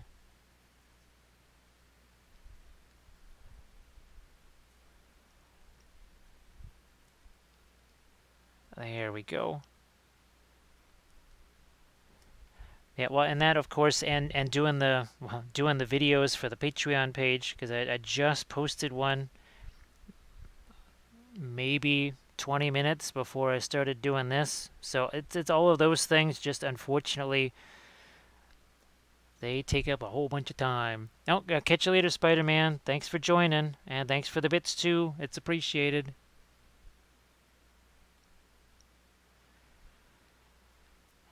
Yeah, Bajawa, that was the other thing. Now Kathy, she made a Discord for herself, but that was mostly just so she could do her D&D group. Basically, it just kind of depends on how things are playing out. Because one of the reasons why we didn't do that is because, well, typically I'm gone a good portion of the summer and the fall. I'm just not here. But I think even next year, no matter what happens, I think this is really just the Twitch thing has changed everything.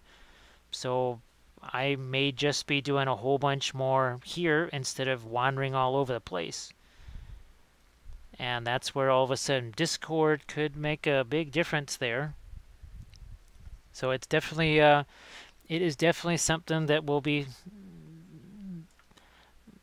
certainly be thinking about that. Let's see. Oh, Pajama, your internet cut out. Well, sorry about that.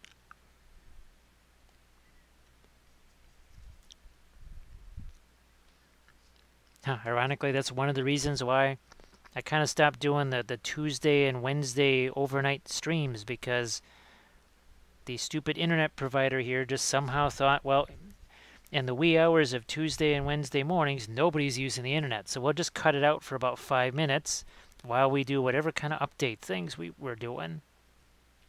Now, so we're starting to get some of our little bit of object source lighting popping in on these parts now. There we go. Let's get a little bit over here.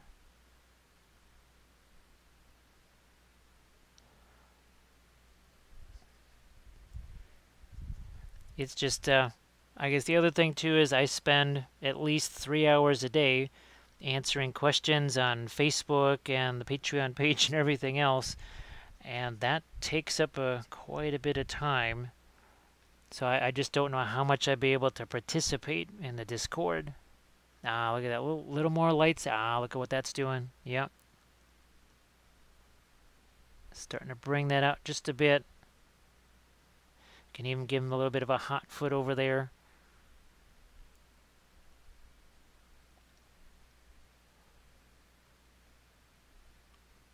Oh yeah, it goes funny about this time of day. Well, maybe I don't know, maybe it's the same thing that they're doing there, or that they're doing here.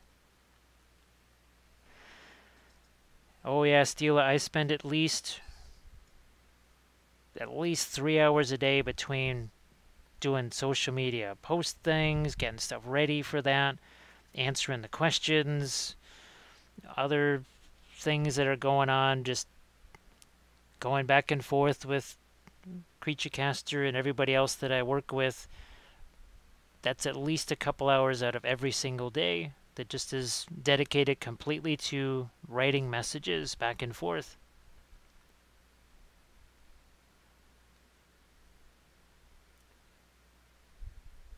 It's one of the reasons I try and do double duty, where I'm editing something, and maybe while something is kind of uploading or something like that, then I'll try and just do a couple more messages. And here, let's get some bluishness into this now. We're going to bring in, I think, some of our quadruple zeros here. I'm going to make a little bit of a cerulean blue with our white. I think we're going to have to thin this down.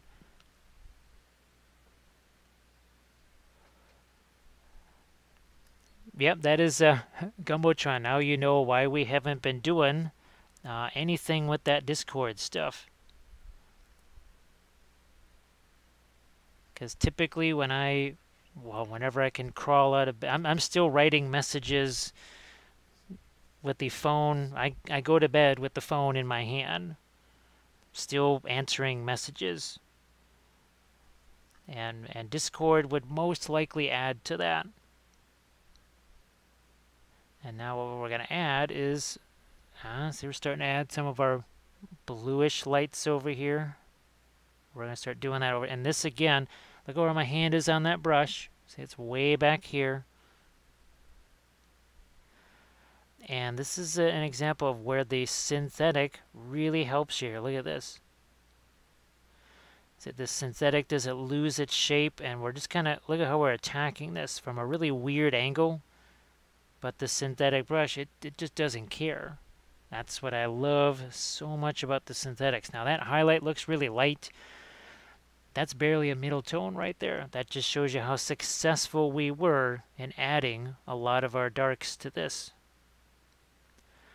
If a mid-tone looks that insanely bright on there, then you know you were able to get some nice, rich, juicy darks into these feathers. that looks so light, and it is not light whatsoever. I mean, look at it. It's darker than that kind of off-white yellow. Look, it's right next to white here on the palette. You can see the two. Well, actually, maybe I have to just kind of do this a little bit. Yeah, that is nowhere near white.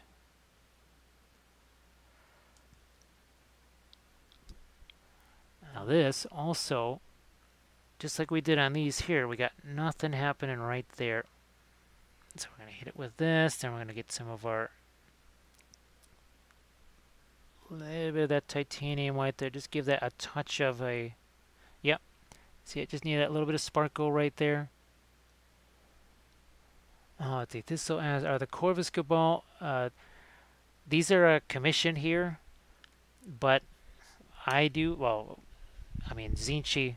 So this is mine right here. This is my... what are they? The Cipher Lords, right? This is mine for Warcry right here. I also have a Splintered Fang that I'm working on. And I think we've got just a couple more of those guys.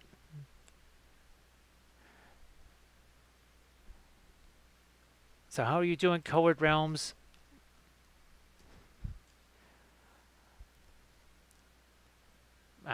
See, that needs... It's either got to be just... Either if it's just this greenish color here, but there's got to be something on the end of this. Boom, right there. See, it was just one little touch of that lighter color. I'm also going to bring in...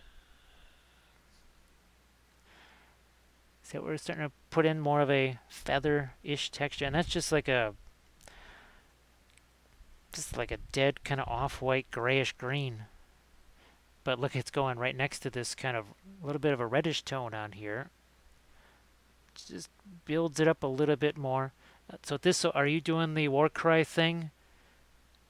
We have not actually played it. We had the Warcry terrain all set and ready to go.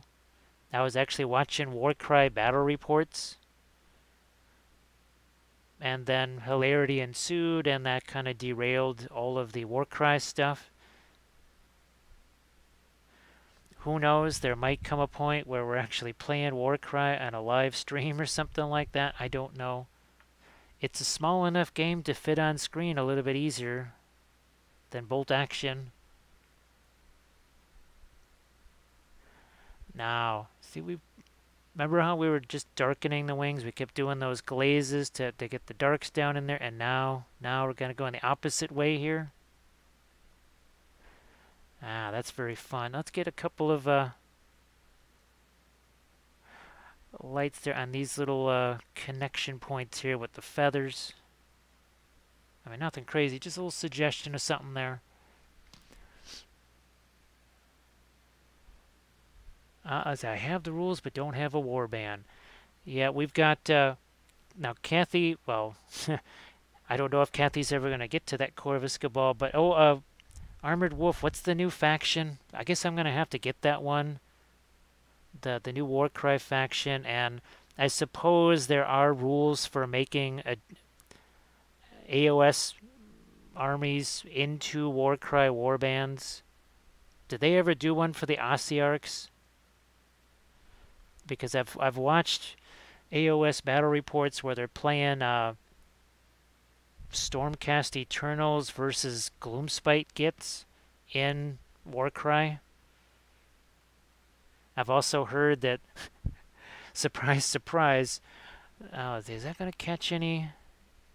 I got to get a little bit of my orange into here. That stuff like Stormcast or Gloomspite, whatever the AOS factions are all better than the actual Warcry factions in Warcry, which is it's caused some chagrin, I guess. I don't know if that's still the case.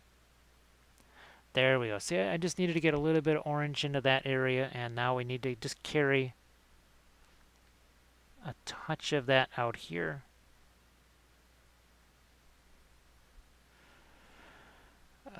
He doesn't really, well, I might, just for the heck of it. It really shouldn't necessarily be quite so bright, but might hit a couple of the toes there with some of the brighter orange, just cause sometimes there's real and sometimes there's just having some fun. I mean, just how real is any of what he's wearing here? Yeah, let's get a little bit of our orange on the underside of this too. Let's see, we have the Ossiarchs cards here because we can... Oh, okay. Scions of the Flame. Okay. Scions of the Flame. Why did I... And they're not... That's not the faction where the one guy that I thought was neat was the Beast. Oh, that must have came after those guys then? Good grief. Well, I guess I'll look that up on Amazon tomorrow and see if I can find them.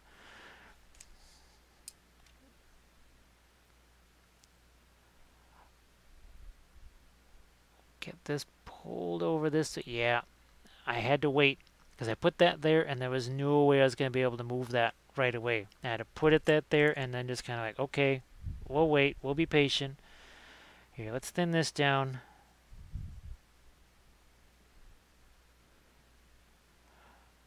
Oh, yeah, we're going to get a little bit of our ochre here into these. Couple of straps. Ooh, we'll go a little bit lighter with touch of this off-white yellow here. Now, it's actually going to be thicker, believe it, because I just put a thinner paint there. I have to make this thicker, and there it sticks. If that had been thinner, that was not going to stick there at all.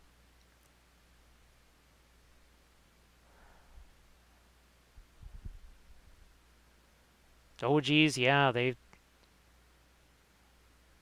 have been, oh, geez, how many years staples at Adepticon?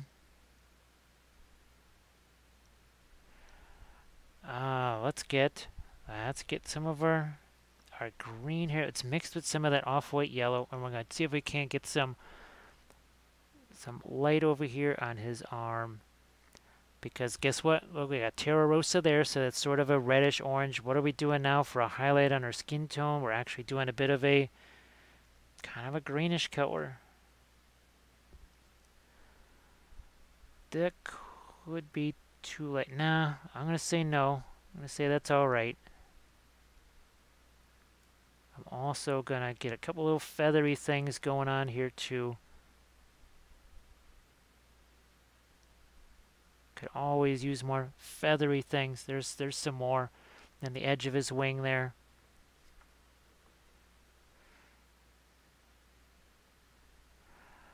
And we'll get a couple of these feathers too.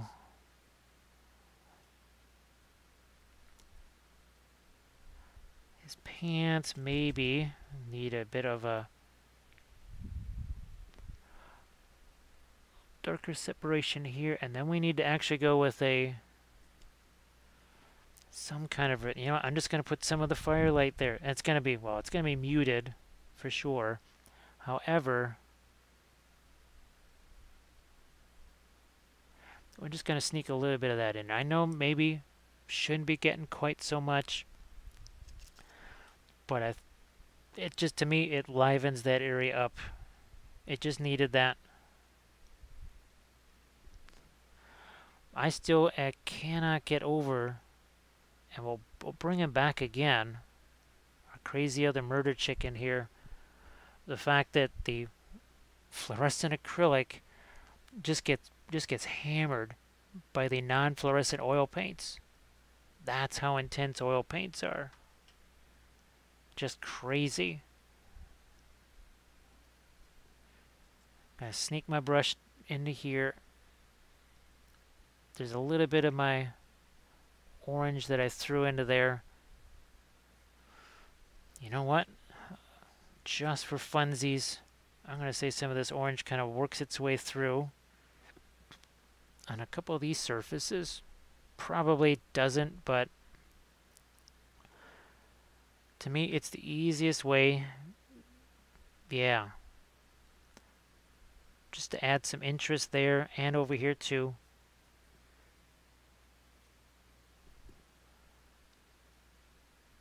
Onto that fold.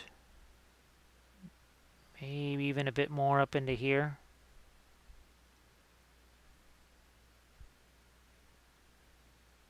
I suppose, yeah, even these feathers will get more of our orange onto those. We're even able to sneak some of it back in here. I think the Beastman we're talking about is from the other new, what, the Spire Tyrant. Okay, that makes a little more sense. Well, I'll catch you later, Thistle. I hope that you can actually get yourself to sleep there and get a decent night's rest too out of it. Because as I have learned, especially this year for all kinds of crazy reasons, just actually the act of being in that bed means nothing. You can be there and think you're actually sleeping, and it's such a fitful night's sleep that you're not actually really sleeping. And you could sleep for 9 hours and be more exhausted than if you took a 45-minute nap where you actually were genuinely asleep. I just learned that today. Now, what about this guy over here? Once again, we'll hit him with some more lights.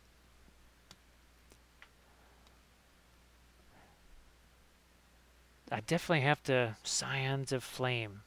I've got to go look that up. I have to see what those guys look like.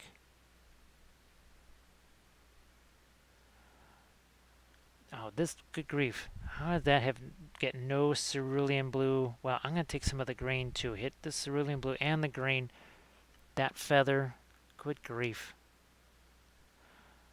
That thing probably hasn't been touched in 3 hours or so. That's a little better now.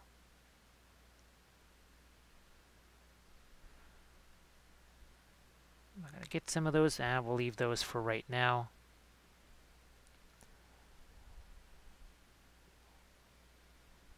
I like the idea of that just still being that darker red. What am I going to do with this skull here? We need to get some...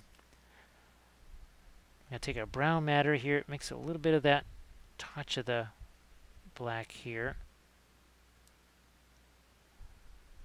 And I think we need some darks in this. We have lots of the... Got plenty of light there. Not enough dark.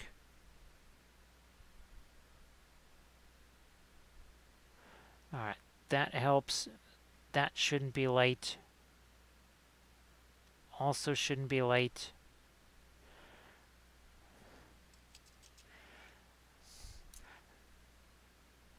Sometimes getting rid of some of the light stuff and just making it darker actually can really help. Let's grab a little bit of our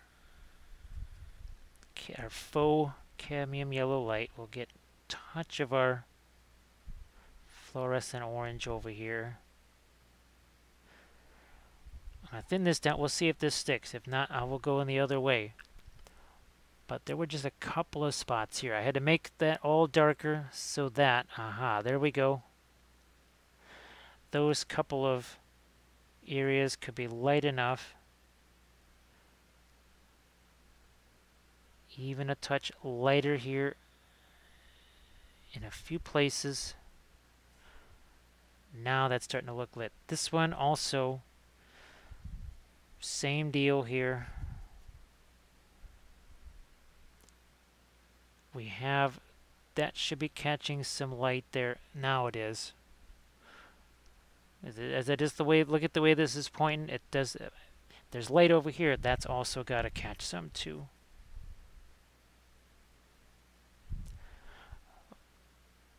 Just a pinch more of our yellow here, and that's good. Catch the edge of this fallen rock. We're going to do a little more stippling over here.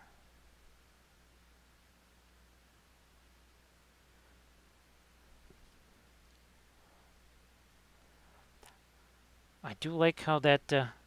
oh, there's actually some flame down here. I do like how those...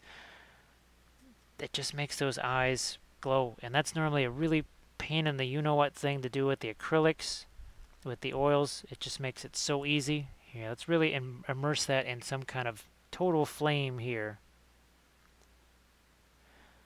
And still really wild that that whole thing was done with that Liquitex heavy gel. The same thing we use for icicles and water. We used on that.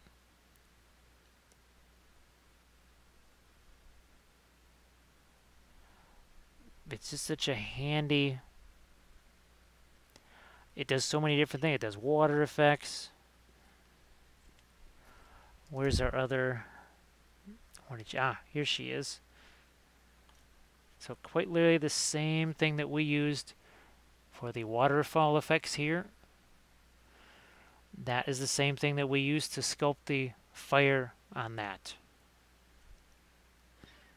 Let's get you off to the side here. And it also does, where's our splashy thing here? Ah, here we go. So you can use it to make water splashes, the same exact stuff, because it's just so easy to sculpt. And you can tint it too if you want to have that bluish water. Oh, hey Kapoo, how are you doing? We're just having some more fun here with our, of course, with our object source lighting. I mean, when is it never fun? When is it not fun to do object source lighting? It's hard not to just do it on every single figure because it's just so much darn fun. Well, that, and it actually makes the figure easier to paint too, because there's really no fretting over what color goes where. That pretty much makes the choice for you. I was thinking of, oh yeah, a little bit of a burnt umber glaze here. So we do have some burnt umber left. Boy, this is a color that I used to use as my initial pre-glaze color. It's becoming more of a post-glaze color, a late-stage glaze color. Everything evolves. Well, everything should evolve anyways, because otherwise it's just stagnation, and that's just no good. Always have to be evolving. Now, by changing the genre of figures that you're working on, I mean, you want to change your color palette, I suggest doing that, because between working on Warhammer stuff, 40k stuff, bolt action stuff, Wild West Exodus stuff, pretty much the only genre that I haven't really gotten into yet is the whole Gundam thing. I guess Kathy has one of those coming. One of the folks that watches her channel is sending one to her, and she's really excited about that. Ah, look at that. See a little bit of burnt umber that worked its way into there? That's just so exciting to see the effect that that can have. It's a color that I just basically ignored as something that was a late stage color. I would just, yeah, I'll just use that for my little pre-glazed. You have to get the ball rolling, and then we'll move on to the other colors. And just sort of dismissed poor, oh, what was that? Respect the Umber? That's right. That's the 34th chapter in the Book of Wappel. Respect the Umber. Oh, hey Mo, how are you doing? Oh, let's see. Primal Ace says he has lots of Gundams. Well, now, Primal Ace, did you get to see? It was while we were painting up these guys right here with the whole Sky Earth shields and everything. And I said, well, those Gundams, don't they have a lot of flat surfaces? And what if you made one of those in kind of an urban environment and you were reflecting a city skyline in their armor? I thought that could be very fun. And people were actually, they were recommending me some kits. And I think they were sending me some links to, I don't know, Amazon and such, where you can get some of those kits. It will be quite a while before I can get to those. So now I'm going to get a little bit lighter colors here. Yeah, Primal Ace, it's just, from what I only ever saw one in person very briefly once, maybe 3 years ago. Maybe not that far. Maybe 2 years ago, something like that was the last time I actually got to see one of those in person. And it seemed like it had a lot of open areas for freehand and, well, object source lighting. Yeah, oh, can you imagine one of those Gundams with all kinds of object source lighting on it? Okay, this thing right here, I guess those are fingers. What about this? Get some of our white over here, and we need to, right on the edge of his, well, I was going to say finger, whatever that is. Now here we got this crazy edge. That's no good, but that's easy enough to resolve. We just take the brush and just kind of blend it. Boom, done. All done. Now back to our brown matter over here, and that's another thing to bring up because that color, just for whatever reason, it dries really fast. As in like hours faster than most other oil paints. There's nothing in there. There's no fast drying stuff or whatever. It just dries faster.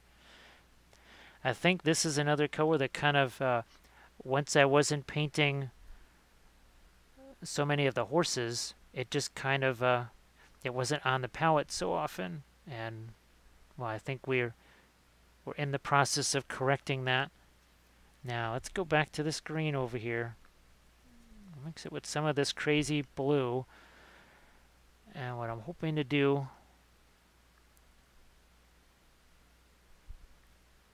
is get some reflected light right on the underside of the, yeah, see that? See what just happened there? It was just, again, it was looking a little flat, not much going on. Here we're going to get some reflected light. That is not firelight, by the way. These need to be lighter as well. Let's get some of the cerulean blue into this. Let's not forget that. Let's get a couple of little lighter things going here on this feather.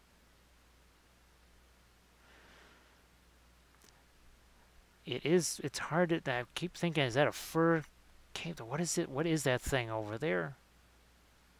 And this is what, the third one of these, fourth one of these I painted. I still can't quite figure out what those are supposed to be. Speaking of our umber, a little bit of our black, we need to get some separation here too.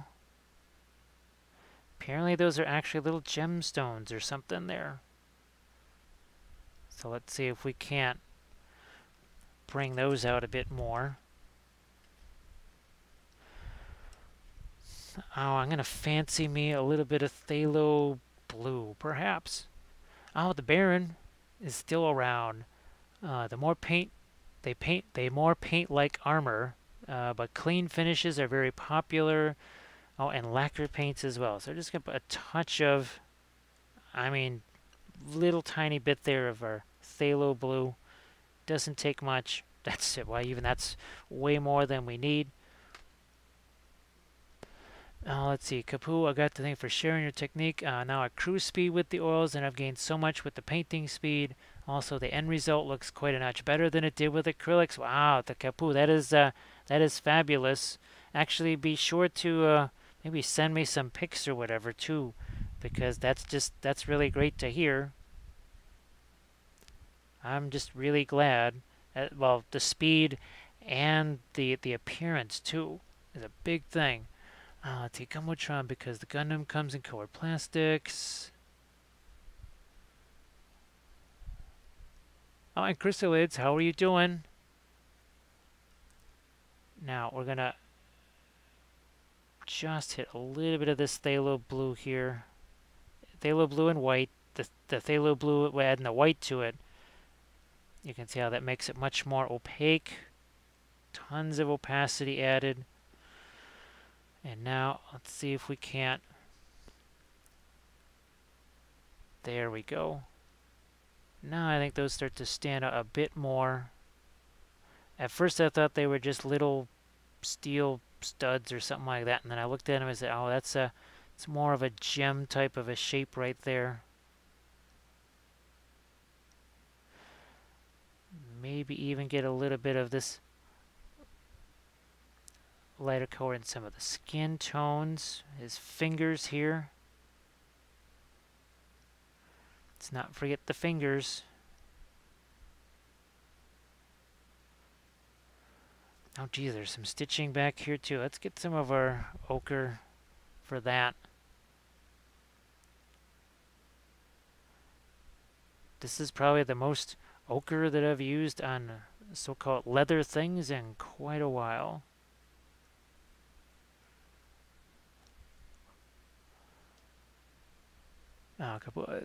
Yeah, Kaboo, just email me some pictures, or you can Instagram. You can send them to me on Instagram too. It would be really neat to see those. You know what? That's a little too weird. Those things being yellow. I'm gonna try and make those a slightly different color here. Again, sometimes I'm using a stipple brushstroke here. Any brush can be a blending brush. And now we've got a bunch of dots here on his leg. We don't want those dots. However, I did just have to wait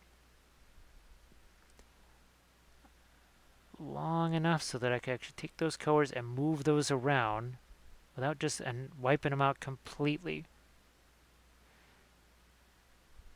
Like that green that's over there. And I like to get some more of that green out here, if I can.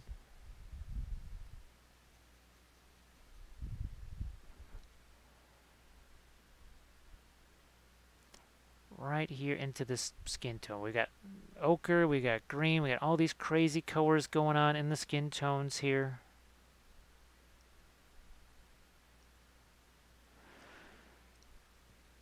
I think I need to go back to my ochre.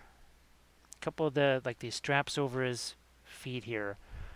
That really can't be that dark sitting there. So let's lighten it up a touch. Maybe not that much of our off-white yellow into our ochre. A little less.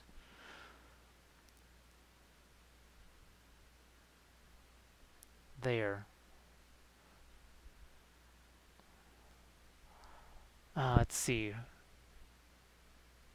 I don't know, we do well at the start of the weekend. Insta is for the young peeps.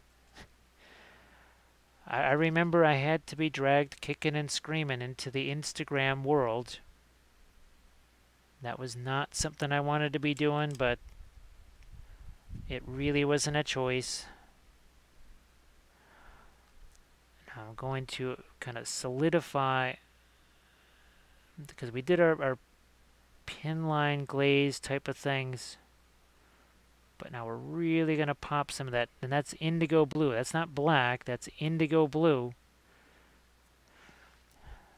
Because it's kind of pointless to just put a darker red in there. You'll get more contrast out of adding that darker blue. And indigo blue, you don't get much darker than that.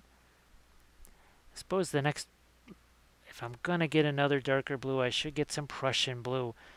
That's another nostalgia color. I remember working with Prussian blue when I was 13 years old. And I didn't quite understand what that color was supposed to do back then. So see how we're starting to break up that reddish highlight there? Just by putting some feathery type of shapes into that. But yeah, it's an area where I would not have been able to put that paint not too long ago. It would not have it wouldn't have been worked out too well whatsoever. Now we're going to get some of our dark colors on the end of that beak. We need to get just a touch lighter on that too. Well, let's see what this is going to do. Let's see if we'll take some of our... That might not be quite light. That's not too bad. I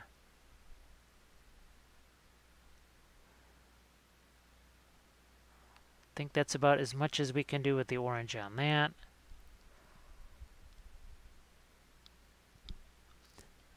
Need to break this up into some more bits here. Break this up some more.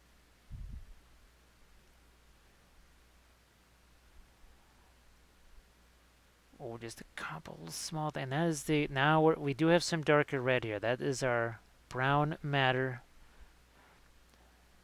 It's almost like it's a bit of like alizarin crimson and Van Dyke brown or something.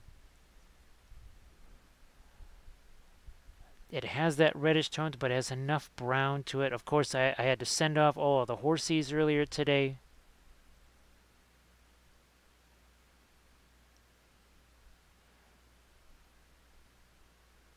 There, that's okay. So I think now we've got ourselves a nice little difference between our two pairs of wings. We're gonna maybe, just for the heck of it, we might just take a couple of few things of our orangey red over here and just maybe somehow that firelight snuck all the way over to this side. Don't know how it did, but maybe it did anyways. Oh, we got Reiner in the house. How are you doing? So folks, definitely, oh, there we go. Help push him over the edge. Well, not push him over the edge. Push him over the finish line for partner. And to Instagram just pulls out the rug, or pulls the rug out from under you so many times. You are just on the verge of accomplishing a goal, and then they just kind of take that away from you. It is really weird. I've been trying to do that whole 25 streams in 30 days, and it just keeps changing the numbers on me. I'll be at 24. I've been at 24 I don't know how many times, and it has just then gone back to 23. Then I'll do a stream, and the next thing I know, I'm at 22. And I went, wait a second. How could I be at 24, do a stream, and now be back to 22?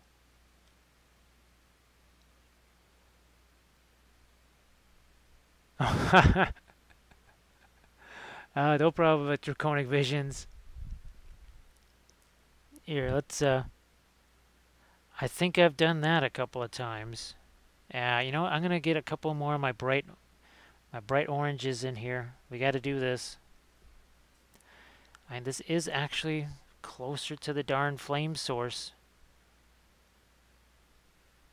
Yep, that's better. Alright, so here is that. Remember we were doing all that crazy stippling stuff over here? Let us see if we can take Mr. Blending Brush like this. And I'm just trying to orientate this so you can see it. Now there's a whole bunch of stipply brush strokes here. Well, guess what? We're going to actually do some more stipple to smooth out that stipple. Sure enough, all of that stipply texture is gone. Now that's just smooth. Oh, hey Zulamandi, how are you doing? Yeah, I could put, this is, it's the fun thing that that is just a glaze, well, a pin line wash of the cadmium yellow light with the off-white yellow, and it covers. That's something like almost 75% thinner, and look at how that covers. Now we're going to do the same thing over here. We got some stipply things to do. The crazy thing is that stipple wipes out the overall stipple effect. Look at that. It just smooths all that out. So folks, be sure to give Zulamandi a follow as well as Reiner. Let's see, I've been passing out here at the computer with my hands on the keyboard. Yeah. Oh, hey Lady B, how are you doing? So we have been able to smooth out lots of these things here. Look at the intensity of that. And again, I can't get over, as we compare Murder Chickens here, that is fluorescent oil paint. It looks all bright and intense. So this comes along. Man, look at that. That is unbelievable. The intensity of the oils. And we compared them to some other things too. So it's not just this one. All of the other object source light pieces that we did with the oils have had the exact same effect. That is just that's pretty cool actually.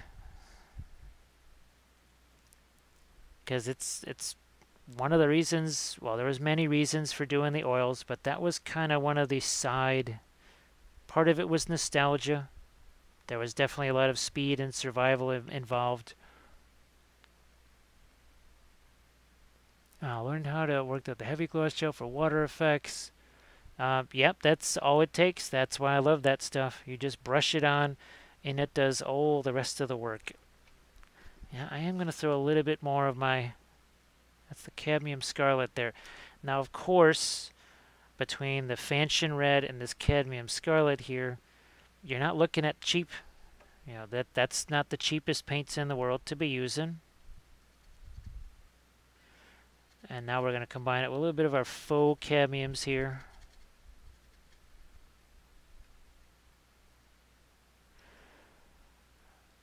And there's just a couple of these feathers down in here.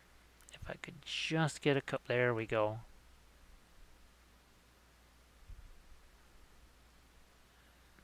And these things too, whatever the heck that is. I don't know if it's just torn pants or if they're supposed to be feathers or not.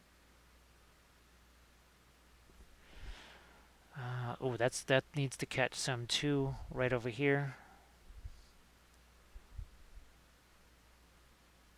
So a little bit more on the lower edge of his pants, a little bit over here too. On the arm.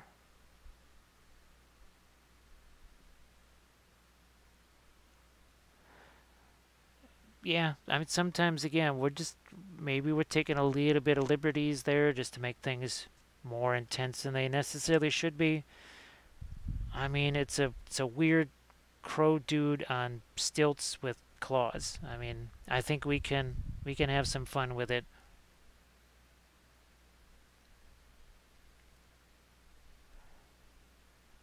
Let's see. What the...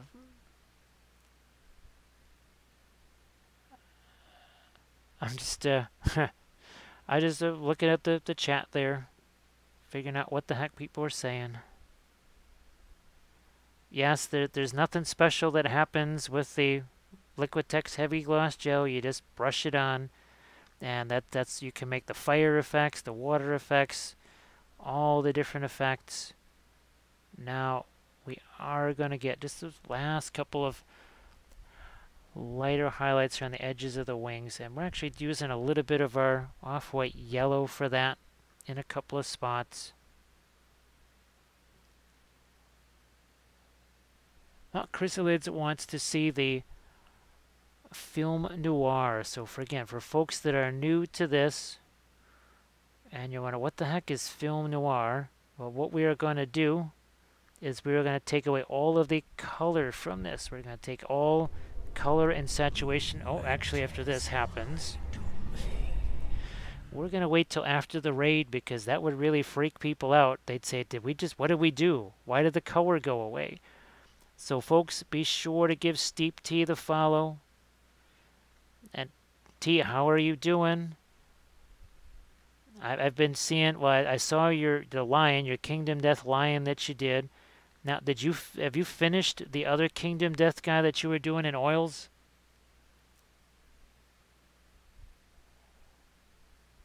I'll catch you later, Draconic.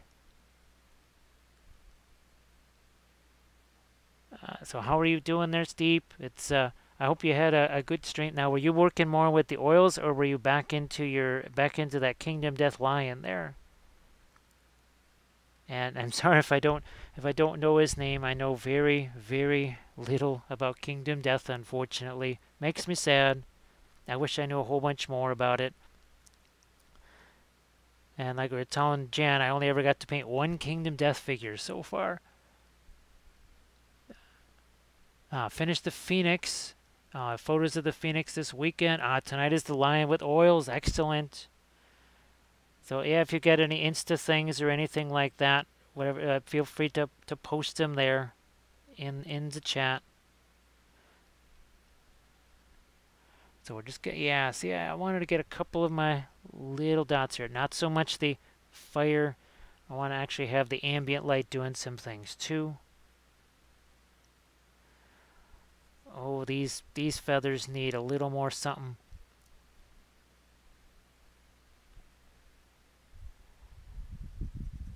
Yeah, well, the oils really are like T. Have you been using them for about what would you say, a month or so? Maybe a month and a half? Maybe like 5 weeks or so you've been using the oils? Or has it been longer and I've just lost my mind? That could actually be the more likely scenario. As we get a couple more of our bluish light, again, that's cerulean blue mixed with a little bit of green. Now I'm liking what's see, this is I have to start using the ochre more. I have to start using the burnt umber more. I just have to start using. I just have to kind of just consciously think in my head. Yeah, play more with the ochre. Speaking of some more lights here, we're just gonna position those here, and then we are going to move those around like so. So we're going to take the edges of those. You see how we're kind of stippling that here? So we just made that lighter. Not extra layers. We kind of almost skipped a layer or two there. Now this skull down here could use. I think we're going to give it some more of the yellow ochre treatment. Maybe even a touch of that. Let me see, where are we at? It's at least, I think it's been a month and a half at this point. Okay, so I was about right. If I could start, I would. October is a lot of firsts for me. Let's see, first color, I get a cerulean blue. I know how much you love your cerulean blue.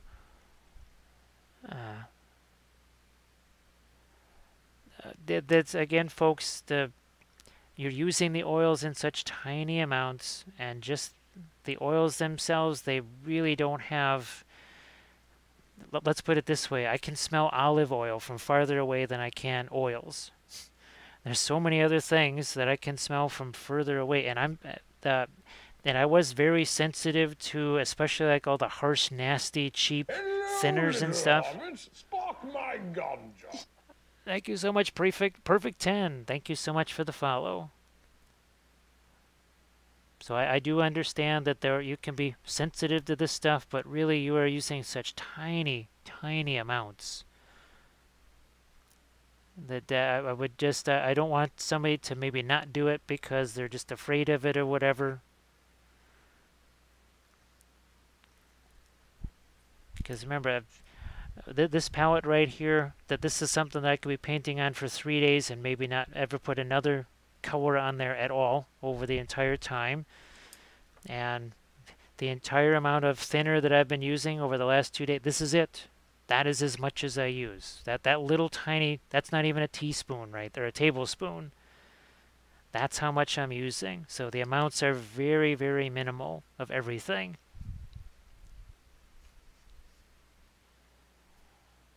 In fact, it smells too good. Oh, there is. When I first started using those, especially, oh man, it was like going back home again. Absolutely. Now this is the first time I've had a chance to use. Well, it's just a cheap, nasty synthetic filbert brush here, but we're doing a little bit of our blending brush routine here with this.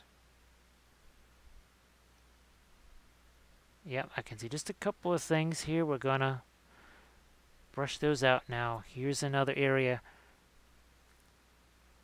Just gonna put that brush back down in there. Do a little bit blend. You can see what I picked up. Look at all that. That's still our pre-glaze that we put on there 4 hours ago. Let's see. Oh, thanks, Perfect 10. Much appreciated. I need to find a supplier of good synthetic brushes in the UK. I think that's what's holding me back at the moment.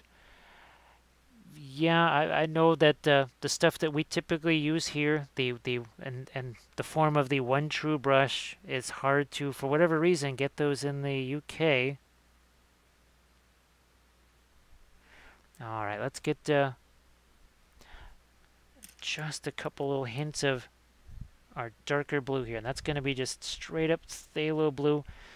Not only is it intense, but it's just a very thin color, not very thick.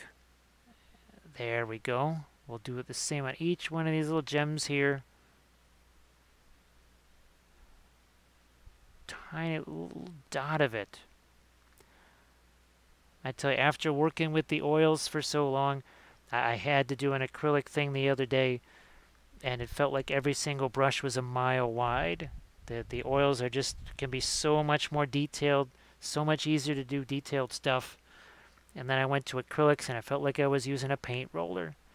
And it was the same dang brushes. There was no different brushes being used. It was just the paint changed. And of course, that acrylic paint was just diving down into the ferrule, trying to destroy my brushes, which acrylic does very well. There we go. Ah, that's it. Let's do another one of our... Let's get that phthalo blue back out here. And we're going to mix it with a little bit of our purple. Yes, phthalo blue, a little bit of our purple, which is just an ideal color for making this steel darker here. And here. And there.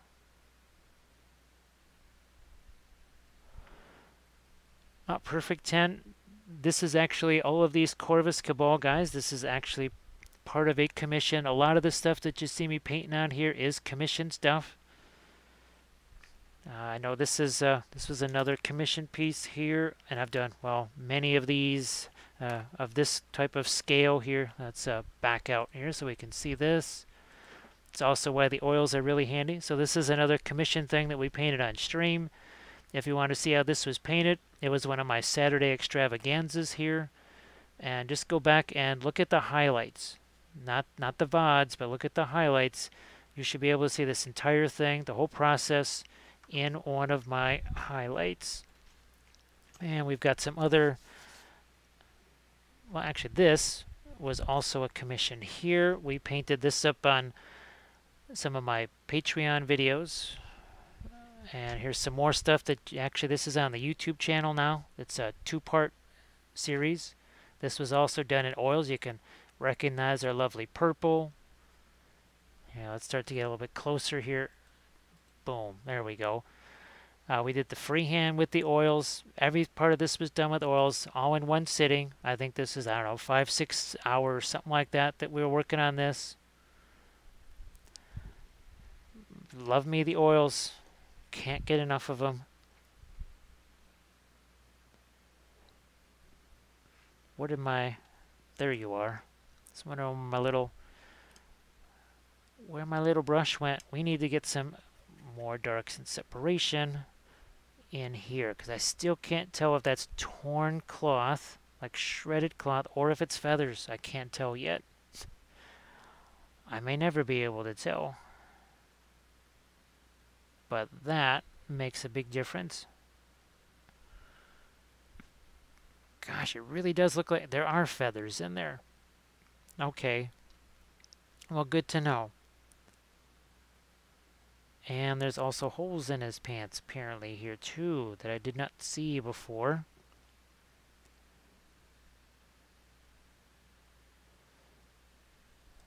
Oh, thanks for the link there.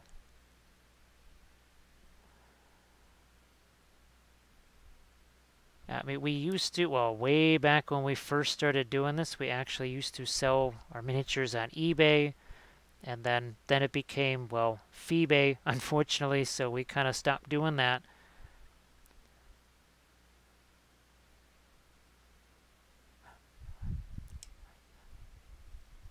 But there's some people that we have been doing commission stuff for constantly, as in non-stop, for over 15 years.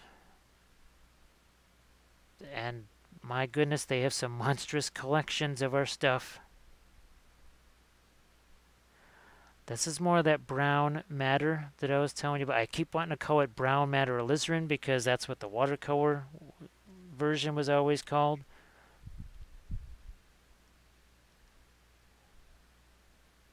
Oh, let's see. Oh, thanks, Zulamandi. I hope that I can make this I'm always hoping I can make this just less scary, more accessible, I guess is the word, maybe. Just make it a little bit more accessible for folks. Because there's so many, I don't know, there's so many people they just they get worried. They say, what if this goes haywire? Or how do I even get started on it? So hopefully they are helpful. I like what's going on here. You see that nice little bit, that's that little sneaky bit of Terra Rosa that we threw in there. I mean, that's just the tiniest little bit. Big difference that made. We're going to do it again. We're going to do that again here. I know that should be... Aha. Yep. Let's sneak in a little bit of Terra Rosa there, so now it's going to separate from all of that. All that dark there. However, I just couldn't do this hours ago. This is the thing about the oils. You have to give them time to set in place. If you just kind of keep hammering away, you're just going to remove the paint. And you won't be too happy about that. Oh, gee whiz. Zulamande, I actually have to use... Boy, can I find one? Ah, yes. So, I have to use one of these to be able to type stuff on my phone because my fingers are just always hitting the wrong stuff. Actually, I think it might be a family thing because my sister also has to use a stylus. It's like, I don't know, maybe there's too much electricity in our fingers or something. But all kinds of weird things pop up when we try typing things on phones. Now, this is something I've got to see. I actually have to darken this down. All right. What that means is I'm going to go back and I'm going to get me some of my purple here. And you can see what a nice, wonderful purple that is. And we need to actually just tone this down a little bit. Yep, that was getting a little too bright, too fast.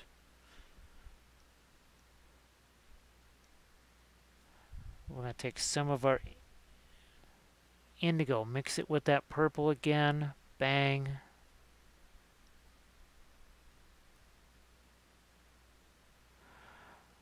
I was tempted to do some kind of underlighting there, but not going to do that. What about this? You know what? Darn. I think, much like how we have these little points of light here on his, these muscles here on his chest, we might have to do the same. We got to do the same over here. Oh my goodness. Okay, well, fortunately we've got ourselves some of that cadmium orange, and that will be just enough. Ever so slight of an amount here.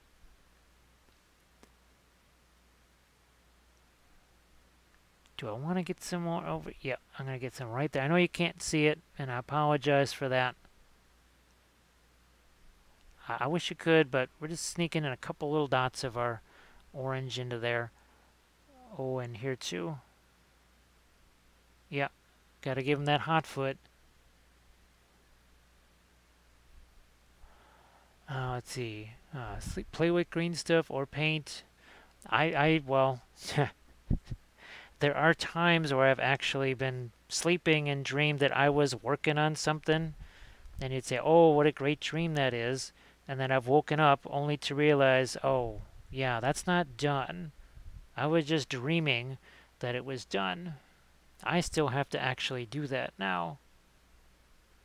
So yeah, sometimes the dreams about painting don't quite go the way you'd like them to. Now, at this point, oh, what the heck? What that? We're going to take some of our... We're moving this cadmium scarlet further and further over into our faux cadmium yellows here. And I'm just looking to find a couple of light edges on these spines of the feathers here and there. I've been planning for so much. I'm going to start on the big boy. Oh, okay. So Zulmanda, is that do you have a special birthday bash going on planned for a stream there? It seems well, I know. Did I get to do a birthday? I think I did actually did a birthday stream. I know Mike Disney just did his birthday stream.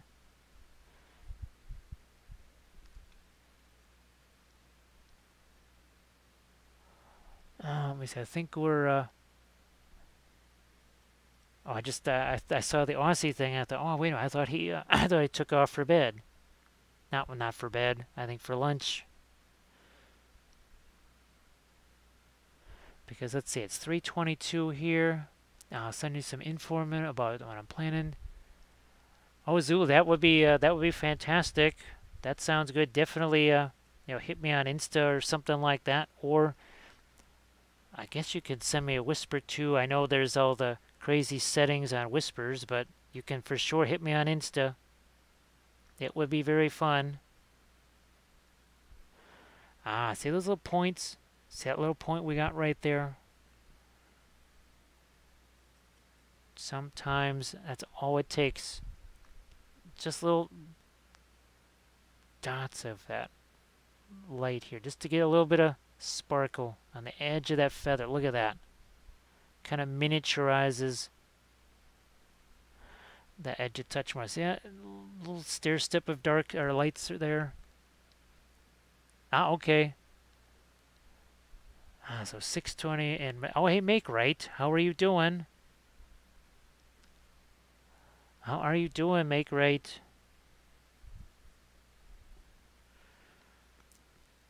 I'm gonna catch the same thing here, just for the heck of it. I feel like these edges, even though maybe technically shouldn't be getting that, we're making that executive decision to say, the heck with it. We're just gonna do it. We're gonna do it. Aha. That's really starting to bring some nice action here, because we got the same thing going on here but with cool colors. Do that same thing over here with our warm colors.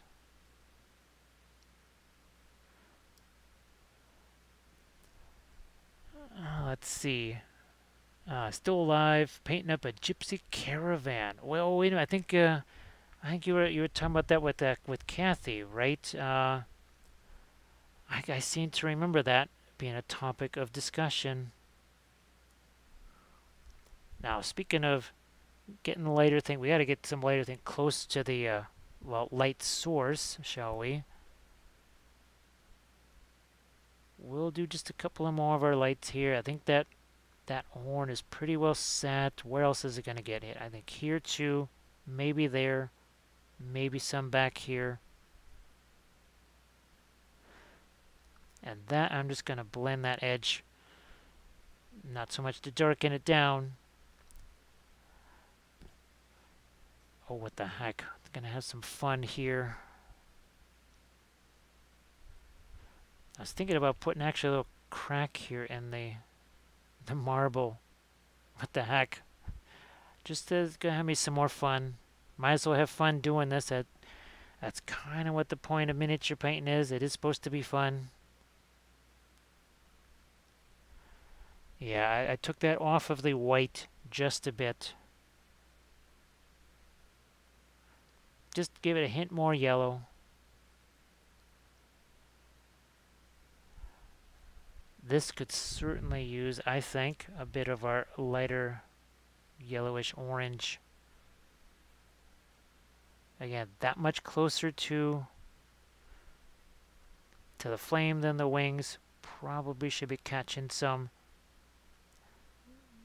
maybe even a touch more of our flame color on the bottom sides of the metal hooks or whatever those are. I'm really glad to be getting this edge, because that's an edge that I've wanted to get for hours, and I tried to put some paint there earlier, and the miniature just said, you ain't doing that. You need to wait. So we've been waiting patiently all this time. Oh, Angry Ham in the house. How are you doing? Oh, there we go. Steep T's got his photos from tonight's stream. I'll catch you later, Perfect 10. I'll be doing this again tomorrow and Saturday. I don't know how late we'll be going tomorrow, but we'll be doing it tomorrow and Saturday.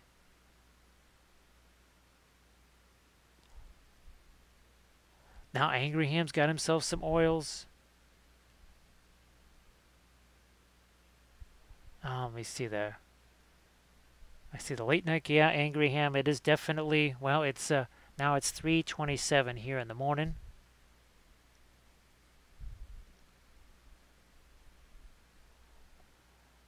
And we're just we're gonna, yep, we're gonna get this a lighter edge here.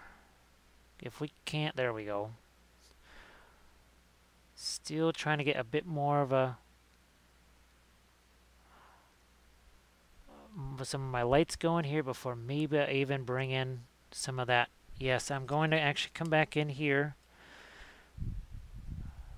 with this brown matter, which is, we're going to kind of treat it now a little bit like our umber that we did before. And that's going to be a little bit of a pin line wash here and just a couple of spots. See how that just carried itself right down? We're going to do that here. We're not actually brushing that on. We're just touching the brush to the surface. We let the surface do the rest. We're always letting the oils do its thing. We let them do their own thing. This is another area. I'd like it to be darker. See, we just touch the brush there, and it fills in the rest. I know that can be a little bit scary, the idea of just, well, just plop the paint on there and let it do what it's going to do.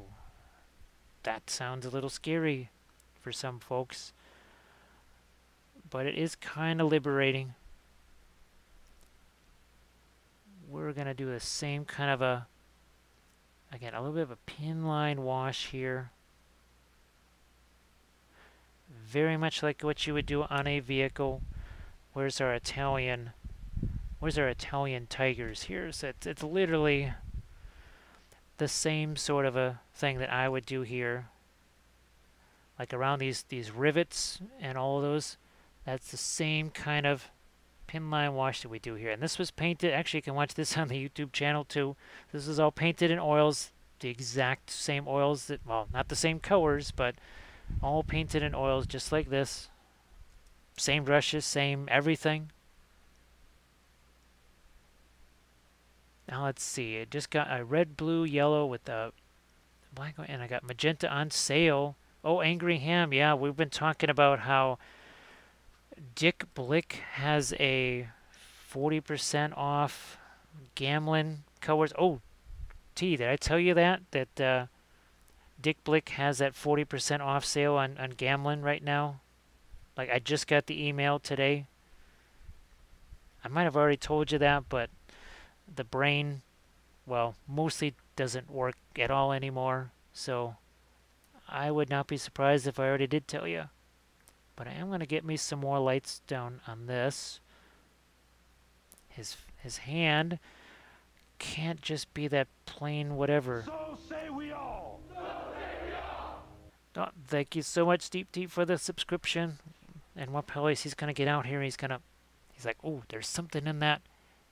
He's like, there's a bird here somewhere. Where is he? Where is he? Uh-oh. Why does it always have to be birds? There's birds everywhere. It's either that stupid creature caster thing, it's something chasing him around. The bird is, we've been calling him bird brains. Yeah, because yeah, we got this guy too with all of his feathers and everything else going on. And then there's, where's the other one? Ah, this one here. So there's that one. I don't know, maybe we paint this one tomorrow. Who knows? I have no idea. I might just be painting that thing tomorrow too. Oh, why do birds suddenly appear?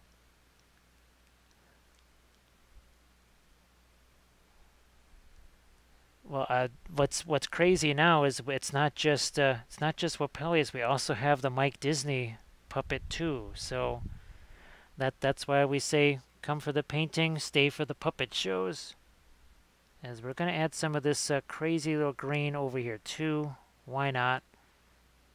What the heck is that? Is that a feather? Yeah, I guess that's a feather. I think now we've got some actual color on the skin. Before it was just, well, it was still our initial pre-glaze. We're like, yeah, let's do something more. I see we have one more of these little talons that also needs, well, something along this edge here. Maybe even a touch more. Where's the... We got just enough of this left here. This is another reason why I mix the paint in these smaller containers, because it's just another little reminder to put less paint out there. You don't need... It's not like the acrylic paints. A little bit of oil paint is going to go a very long way. That's what makes... There's several reasons why the oil paints are far more economical than the acrylics, by like a lot. They will last you so much longer. You use so much less of them. They're less expensive to start with. And you're putting so much less paint on the miniatures. It's crazy how much less paint you're using with the oils than you are with the acrylics.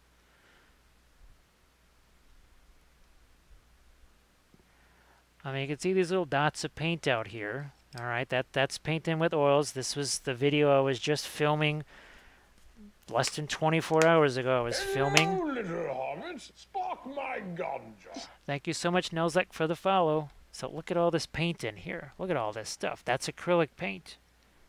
I had to keep piling that paint in there. Mostly because it just sits in there and dries, or it's drying in your brush, or whatever. And the oils, look at these little tiny dots of color, and we've been painting for 4.5 hours with little tiny dots of color. Oh, thanks, Josh. Appreciate that. Let me see. Oh, T, it's always the same. It has been for years and years and years. It is always just Stynylrez. There's basically 20 colors of Stynylrez. You could practically paint with just, and I've done it. I've actually just painted with primer because there's so many freaking different colors. And let's see, yeah. I mean, that's that same color that you just saw me handling right there. It just, you can brush it on, you can spray it on, you can do whatever. It is a year-round primer, as opposed to the nasty spray cans where in Chicago you get about 30 seconds out of the year that are okay for spraying anything outside.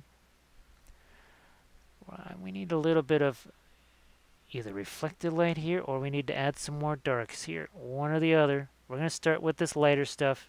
Ah, that's doing it. Yep. That's doing it.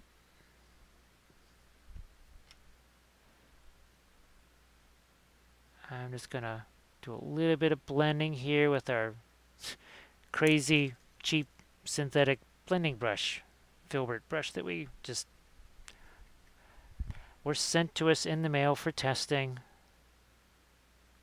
Yeah, so far most of those brushes were just, well, the synthetic ones were doing some interesting things.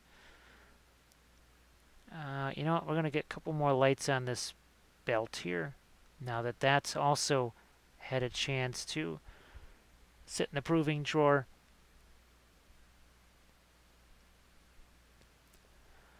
Oh, and for cleaners, for folks that haven't really thought about it, for dried acrylic and oil color, no hazard, no vapor, Winsor Newton, not expensive. Love this stuff. It works great on acrylic brushes or acrylics. It works fantastic on oils.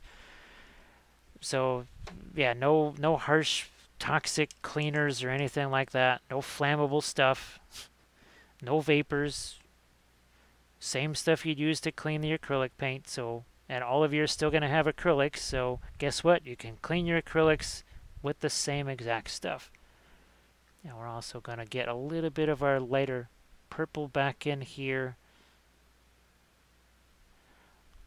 on the heel of his foot there. That was kind of missing. Here's another place that it was missing here too.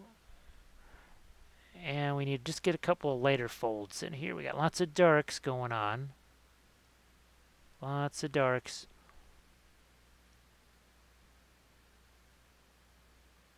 Oh my gosh, the Jinx. Hey Jinx, sorry I missed you.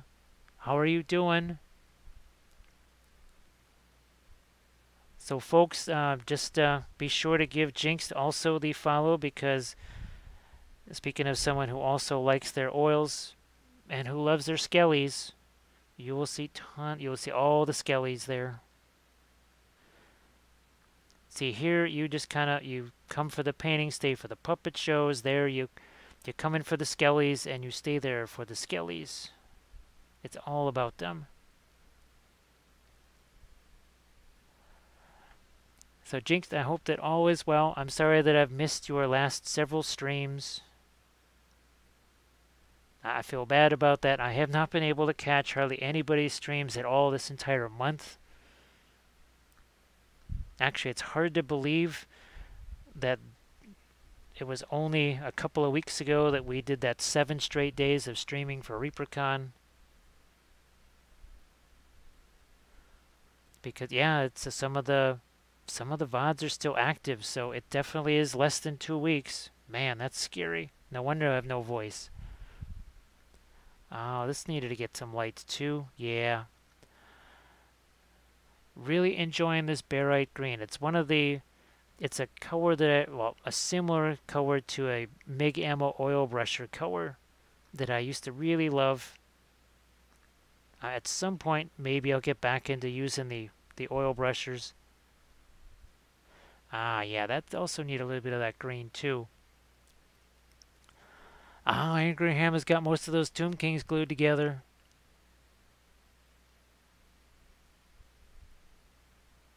Ah, let's see. I think we're all caught up on the chat there. Yeah. You know what? We're going to use a little bit of this crazy green here onto our purple. Because why not? It'll just make it gray.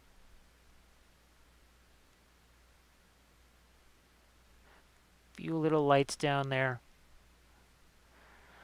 Man, I just looked up on screen and I actually thought something was on fire. I just saw it out of the corner of my eye and I went, well, that's awful bright. What the heck is on fire? Now I'm going to get some of this burnt umber here. I want to see what happens with this green and the burnt umber together. Oh, that is a nifty. I really like that.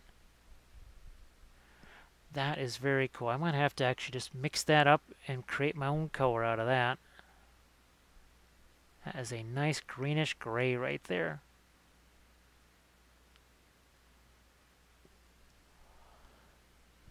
I'm unable to find the Winsor Newton brush cleaner.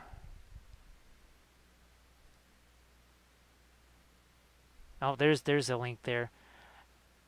Well, now check stuff like Gamlin or whatever, because if Winsor Newton makes something like this, I'm sure, was it maybe Schminke makes something like this, or Gamlin, or Holbein. I just can't imagine that only Winsor Newton would make something like that. Just actually just look for acrylic and oil brush cleaner and see if it kind of says similar things about it. That it has the no odor, no vapor, or no flammable or nothing like that.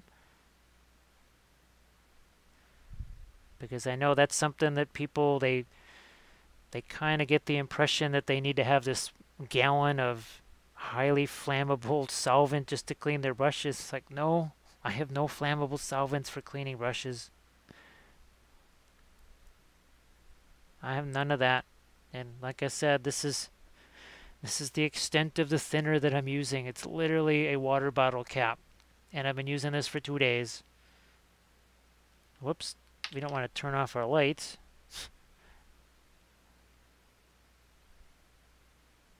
Oh, you know what? I want to take that green and that phthalo to... Oh, look at this. That's fun. This is why I don't get the stuff like, well, phthalo green, phthalo turquoise, or whatever, because just taking phthalo blue and mixing into whatever is just so much darn fun. That's going to go into his clothes, right? We're literally going to use this to get some different colors into his pants. Oh, look at that. That was just looking too much the same. I was looking at that going, well, that is just boring, boring, boring. Let's liven this up. And what better to do reflected light on purple trousers than some kind of crazy phthalo blue green mixture? I think it's just the ticket.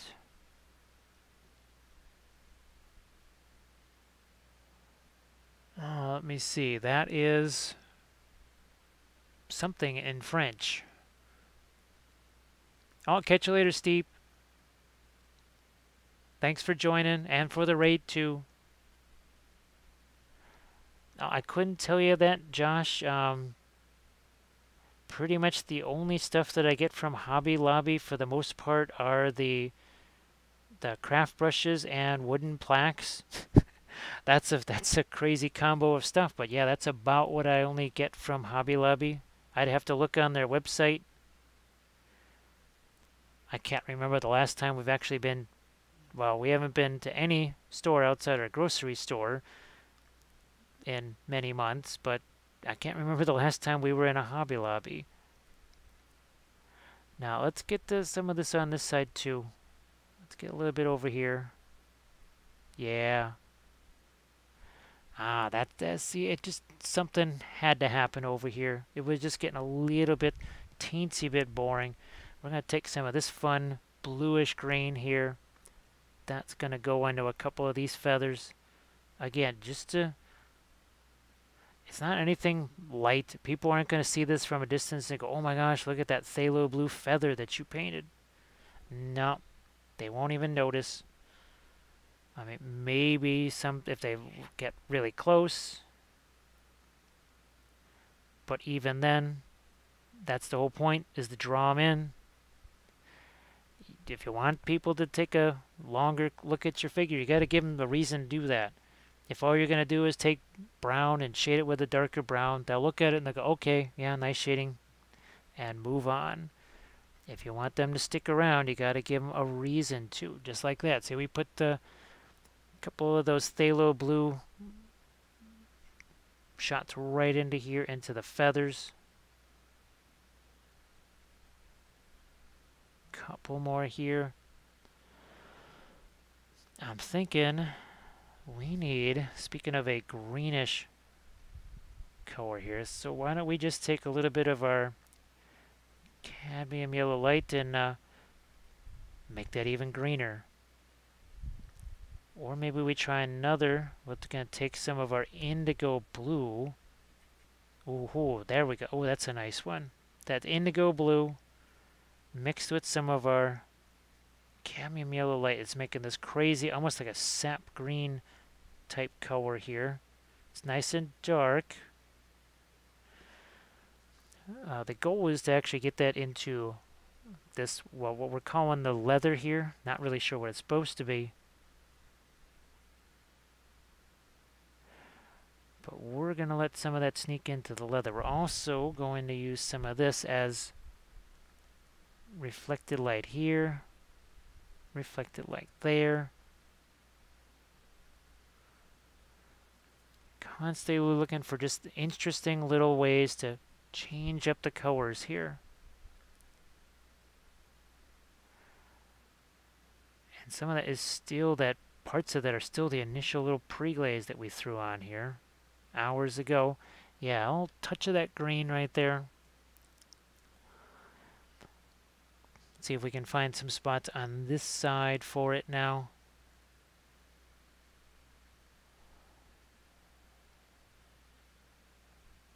I'm just looking up at the chat here. I think we're I will just we'll let the chat do the chat thing. In the meantime, we're gonna sneak a little bit of this green way back in here, like way back in there.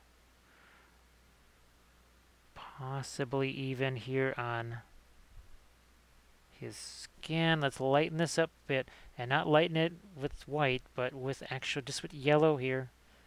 We're literally making some kind of crazy crazy kind of yellow-green. Something that's not super saturated for sure. This is why I don't buy a bunch of greens. Literally, I think the amount of greens that I have total, phthalo green, that, and the barite green. Yeah, I got 3 greens, maybe 4. Out of all the oils I got maybe 4 green colors. Why? Because I can mix my own greens so much more easily. Where's some of my color swatches here? And that is why when I do this, so I did 7 different reds, and we mixed them with 5 different colors here. We did 7 of these color charts here, and my next one is going to be blue, and you can imagine when cerulean blue or phthalo blue starts hitting the white, the yellow off-white, the cadmium yellow light, the cadmium yellow deep, and the phthalo green down. Or we might do something besides the phthalo. No, actually, we'll do the phthalo green too.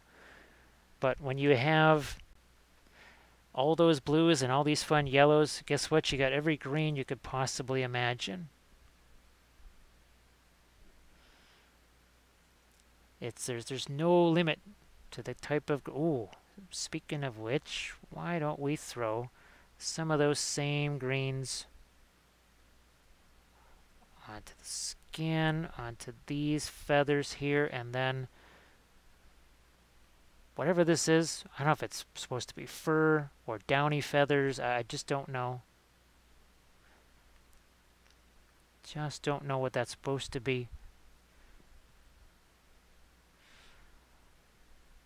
Touch more of that green down here too. And that's something that needs to be more smoothed out. Mostly just smoothing out the brush strokes that are there. Alright, his foot there. Don't mind that being dark. That's just still the pre-glaze. It's still sitting there on his leg. I have not painted anything or in this area here as far as the darks go. I've added some lighter stuff. Nothing darker. Alright, here's my crazy little magenta. That's that purple matter. Mixing it with some of our off-white yellow to keep it from getting too pink. We hit his ankle there. And yes, we're actually using this magenta on some of our wood as well. Because why not? We're also going to blend this now. We've been waiting a while. We added this lighter green here. And now we can blend that. Been waiting a while. Touch of indigo here. Clean up that edge. Darken that. Clean up this shape here.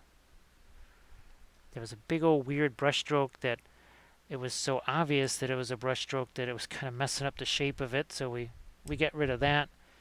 We're going to take in some of our ochre. This strap, whatever this is, it's kind of holding this little bundle of feathers together. We'll hit that too.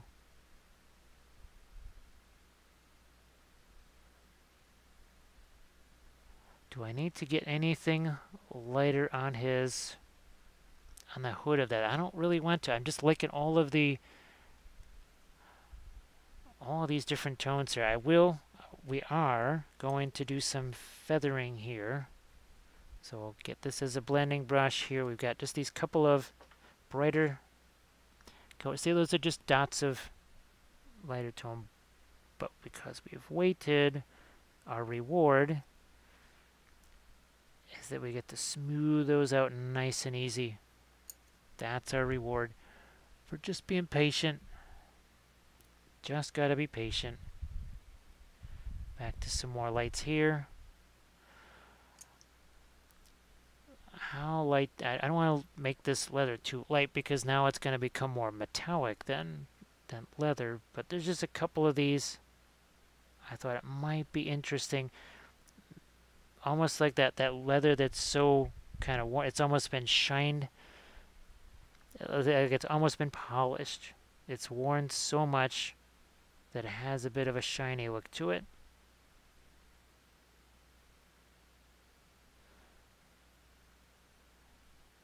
Do I need some more lights on that? Yes, and then there's a, believe it or not, there's this little crazy thin thing that goes across the hand there. We need to, oh gosh, pin line wash to the rescue, I think, here.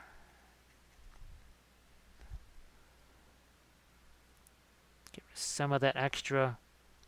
And you may not even be able to see what the heck I'm trying to draw in here, but man, that would be really difficult with the acrylics. Well, difficult if not impossible. But because oil is thinner than water, it's so much easier to do that. I know I just keep talking about how much easier the oils make everything, but, well, there's a reason why I keep using them. Because they do make things so much easier.